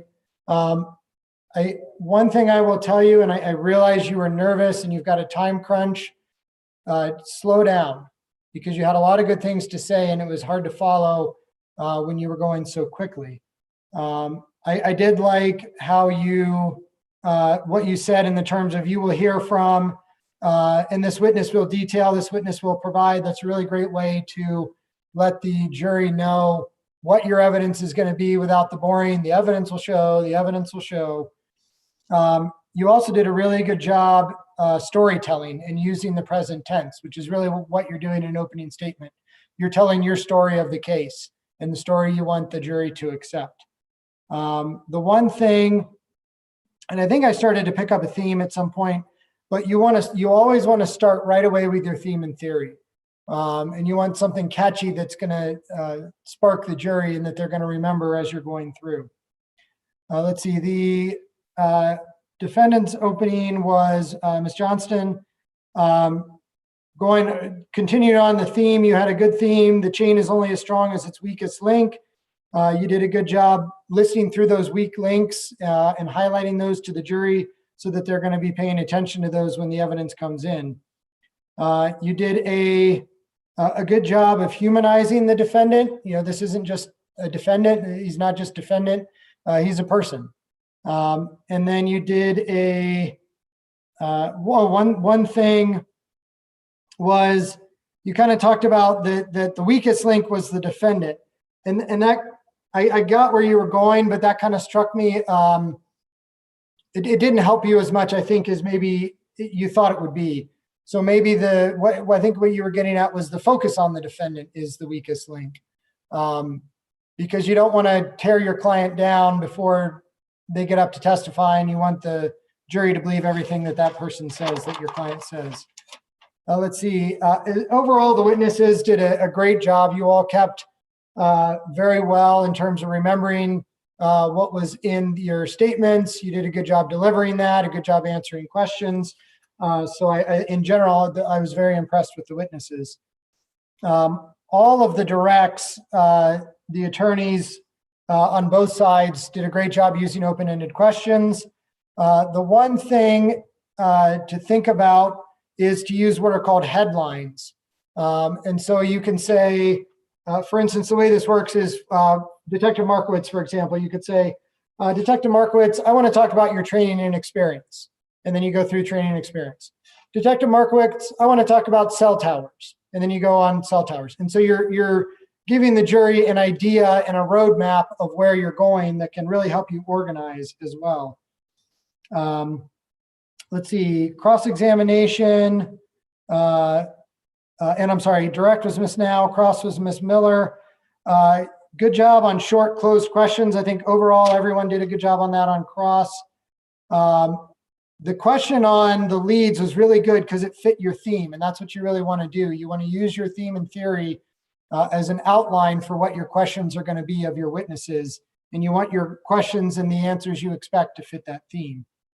The witness on cross, although you had good short questions, kind of started running away and saying more, but you weren't fazed by that. And you did a really good job with that on keeping that, you just moved on. Okay, no big deal. Let's see, the Kuzak, the witness Kuzak, that was Mr. Goldberg. The one thing I would say is that just the wording of the question, what did that prove? There's little subtle twists you can say that it didn't draw an objection, but it could. And so you want to say something to the effect of maybe, what does that show you, or why is that important? Because ultimately you as the DA, you as a prosecution are the one that has to prove all of the evidence. The one thing that I really liked at the end, you had a really good summary question and you restated and mirrored all those facts. There's a technique, and I think it's called mirroring, where you take whatever the last answer was and you use it to start your next question. And so that was a good way to summarize for the jury all the good evidence in your favor from that witness. Let's see. On the cross, Ms. Johnston, good job on the headlines. And moving on, you used one of the prosecution's exhibits, which is really good. It's always helpful to a jury, I think, when you can use their own exhibits to your advantage. And it takes some of the sting out of the prosecution offering all these exhibits. Let's see, as far as the witness Cifuentes, let's see, that was, I believe it was Miss Abraham. There were some questions to be careful of, and I think that was one of the objections I sustained was, the motives or the motivations of someone else. That's a tough question because it does in some respects call for speculation, but that doesn't mean you can't get that evidence in. What you can do is ask that person, what did they observe? So what did you observe? Well, I saw that, the defendant was upset, and I noticed that the defendant said this, and I noticed that the defendant said that. And then what you do is you take all those facts and all that evidence you get from those observations, and you come back in closing argument, and then you argue motivation, because at that point, it's not speculation because it's argument. And you can say, look, there's all these things that show what the defendant's motive was and motivation was. And these were things that Mr. Cifuentes saw. Let's see, cross-examination was Ms. Firkus. Ms. Firkus, good job. Your first objection was something beyond personal knowledge, I think. And although I overruled you, that was a good objection in the sense that it really stopped the flow. The prosecution was really flowing with its witnesses. They had a good cadence going, and you kind of threw that objection in there, and that upset it a little bit, which sometimes is good to do as the defense. Let's see. I think you did a good job asking about questions about the bias regarding the roles on the team, which kind of brings me back to something for the prosecution. Cifuentes has some good and bad things for the prosecution. As the prosecution, you want to watch when there are those bad facts with the witness. You don't want to give the defense the kind of surprise factor. So in other words, you want to address some of the bad things and clear them up right away with your witness. And then you diffuse the effect that they have on the jury. And you don't let the defense just, surprise the jury and going like, oh, wow, I didn't know. This guy's a terrible witness now. You want to just highlight those in your own direct examination and diffuse the sting of those. As far as defense witnesses go, let's see, the defendant, that was Ms. Miller. You did a good job. I thought it was a good question on addressing right away the motive and vandalism. And that really helped because that's one of the strongest things that the prosecution has. And you address that right at the start. And then you did a good job highlighting the height weight of Rollins being similar, because that video, from what I understand, really only had a height weight. You couldn't tell who it was. Let's see. On cross-examination was Ms. Now. There was one point where the defendant started to answer toward the start, and you tried to stop him. However, he gave you some really, really good nuggets of information that you can use. So you always, I know there's a desire to want to keep those closed-ended questions and kind of keep that witness reined in, but he gave you heat of the moment. And I wrote that down. And that was a phenomenal piece of information for you, because you could have just opened that up to the jury in closing argument and said, well, you know what? If that's what he did in the heat of the moment then, when he got demoted, what do you think he's going to do in the heat of a moment when he gets kicked off? What do you think he's going to do in the heat of the moment when the professor won't meet with him? What do you think he's going to do in the heat of a moment when all these efforts to get back on the team fail? So you got to really be paying attention to what the witness says. It's not always a bad thing to let a defendant kind of speak, because a lot of times they're going to say something that you can really use. That being said, you did a good job of handling and controlling the witness when he did start to run away on you. Let's see. I think you started a bit with open-ended questions, but toward the end, you got much better on using those tight, closed-ended questions to control the witness. One thing, and I think this came up, this wasn't just on this cross, it was on another cross. When you're impeaching, there's different strategies. However, my belief is it is always better if there is a statement of someone else that you as the attorney read it and not let the witness read it. And it kind of happened a bit, you could see with Becker, where he kind of, tonelessly, I was really mad and I went home and I told my mom and I was really upset. And Whereas if you read it, you can provide the emphasis you want the jury to hear, and you don't let the witness give that emphasis. So when you're impeaching, it's just always good for you as the attorney to read that and confirm that that's what they said. Let's see. Redirect and recross was good on limited issues. Let's see. And then the witness Perkins, that was Ms. Firkus.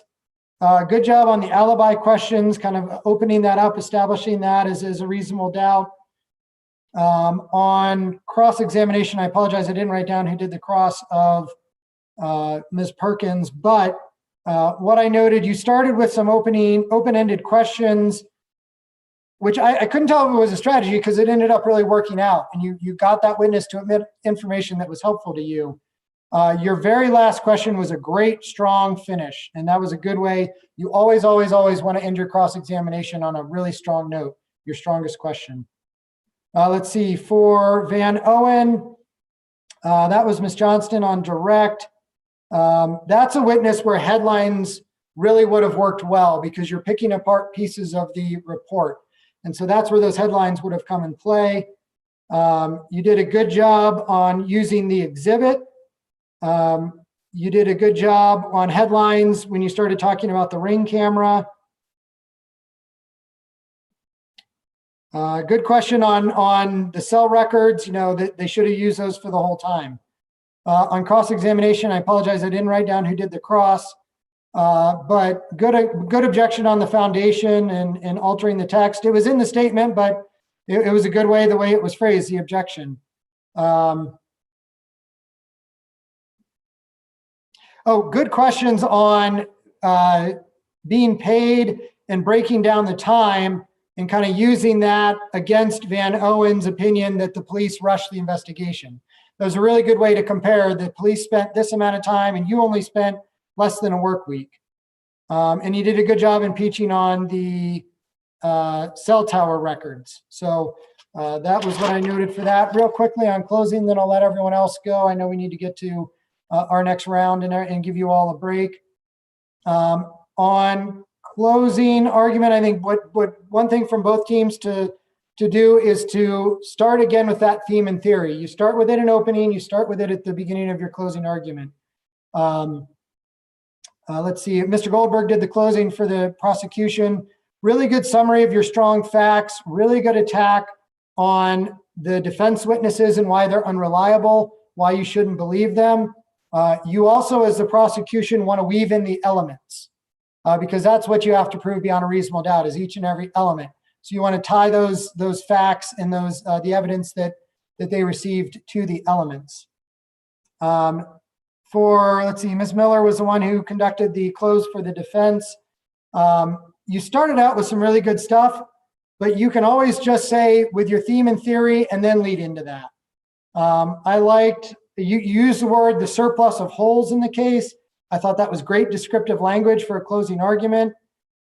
You also apparently were taking some notes and you used some of the prosecution's closing and you kind of addressed their language as to how they characterized the defendant. So that was a good job responding in that way. But overall, I think everyone did a phenomenal job. And of course, the best of luck to you in the remaining rounds. With that, I will allow any of the scorekeepers to chime in on any comments they had.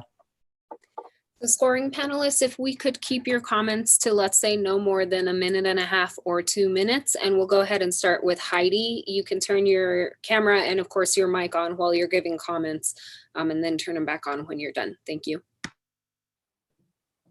Yeah, thank you all for your time today. My background, a little bit to get an understanding. I'm not a trial lawyer, certainly not a judge.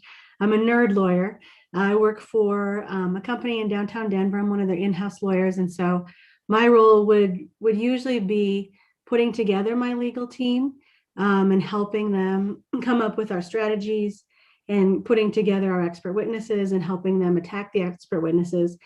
So from that perspective, I can see myself working with any one of you, witnesses and attorneys equally. You're all very competent. It's very exciting to see high school students at this level. I think if I were to give some constructive feedback, these were really fun facts and it's a really fun situation to think about. And I think for the most part, you did an awesome job of just taking it just far enough, pushing it right up to the envelope of what you can say without going too far. There was maybe a little handful of times that either a witness or an attorney went a little too far. And I think the harm there, whether it's in oral advocacy or written advocacy, is that you raise the bar higher than you need to for yourself and make it, you have to now prove more things if you make the facts more than they are. But I had to think really hard to find something constructive because I thought it was all very good. I found myself getting lost in whether you were the witness or whether what your real name was as a student to take my notes. And I think you had great command of the facts and the law, and your themes came out very strongly. So good job. It was a tough round, and I wish you the best of luck in your next rounds. Thank you, Heidi. Heather, if you want to give some brief comments, please.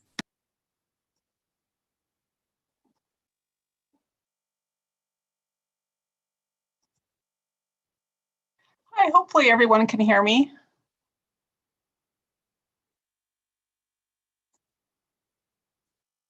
You can hear me. Can you see me too? Okay. So I'm Heather Lang. I'm a family court facilitator at the court, and I do more family law cases, but I love to volunteer for the mock trials each year. And there's been a lot of great feedback already. The only thing that stood out to me as far as critique, at least in the beginning, was that the prosecution's opening was a little bit rushed. But I think that might have been a little bit of nerves, and doing this on this platform can be a little more nerve-wracking than normal, I think. And just I wanted to remind everybody that when you're presenting a case that you really know the case, you're the expert in the case. So you want to just slow down and just remember who your audience is, the jury, court staff, the judge, all of that. But otherwise, I was so impressed by your quick thinking and intelligence. I think the professionalism really came across. I could tell that you had reverence for the event and for the court and for the other participants. And I just thought you all did a really wonderful job, and I really enjoyed all of your performances.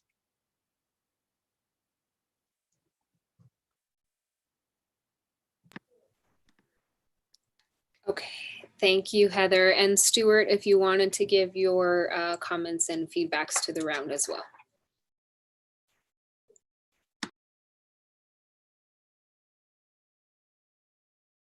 Stuart, you're muted. Okay. I'm back again. I'm a family law attorney for 20 plus years, so I've done quite a few trials as well, not jury trials. We don't have jury trials in domestic cases, thankfully. I thought you all did a wonderful job, and I was in your place. I did these trials in law school. I think one thing I wanted to just give feedback on is notes. I mean, in the real life, we use notes during trial, and I think they're perfectly fine when you're doing examination. The only thing I would encourage is to try and avoid notes on particularly opening. Closing might be a little bit harder because it slows you down and it really draws in, I think, the people listening. If you're not reading, I think it can really take away from it. And there was so much good in both of the openings that I think could have been more effective without notes. The person with the best eye contact, I noticed, was Kenzie. I thought she did a fabulous job at maintaining eye contact. I don't know where her notes were, but I couldn't tell that she was looking at them. Exhibits, I think it was Victoria. Especially, she showed the video and or the audio. It was like you've done exhibits your whole life. I mean, it was really, really effectively handled, and a nice rehabilitation of your witness, who was Annalise. I thought Annalise, all the witnesses were so good, but Annalise, I thought in particular, really professional, really prepared. And responded on cross just as any expert would. So all in all, very good. Good luck to you all. Okay, thank you, Stuart. Everyone, thank you so much. This concludes round one in courtroom one. So I will be ending the live stream and shutting down the courtroom. Teams, you can return to your lounges, and volunteers, you can return to your lounge as well, unless you're done for the day, which we thank you for volunteering your time, and have a good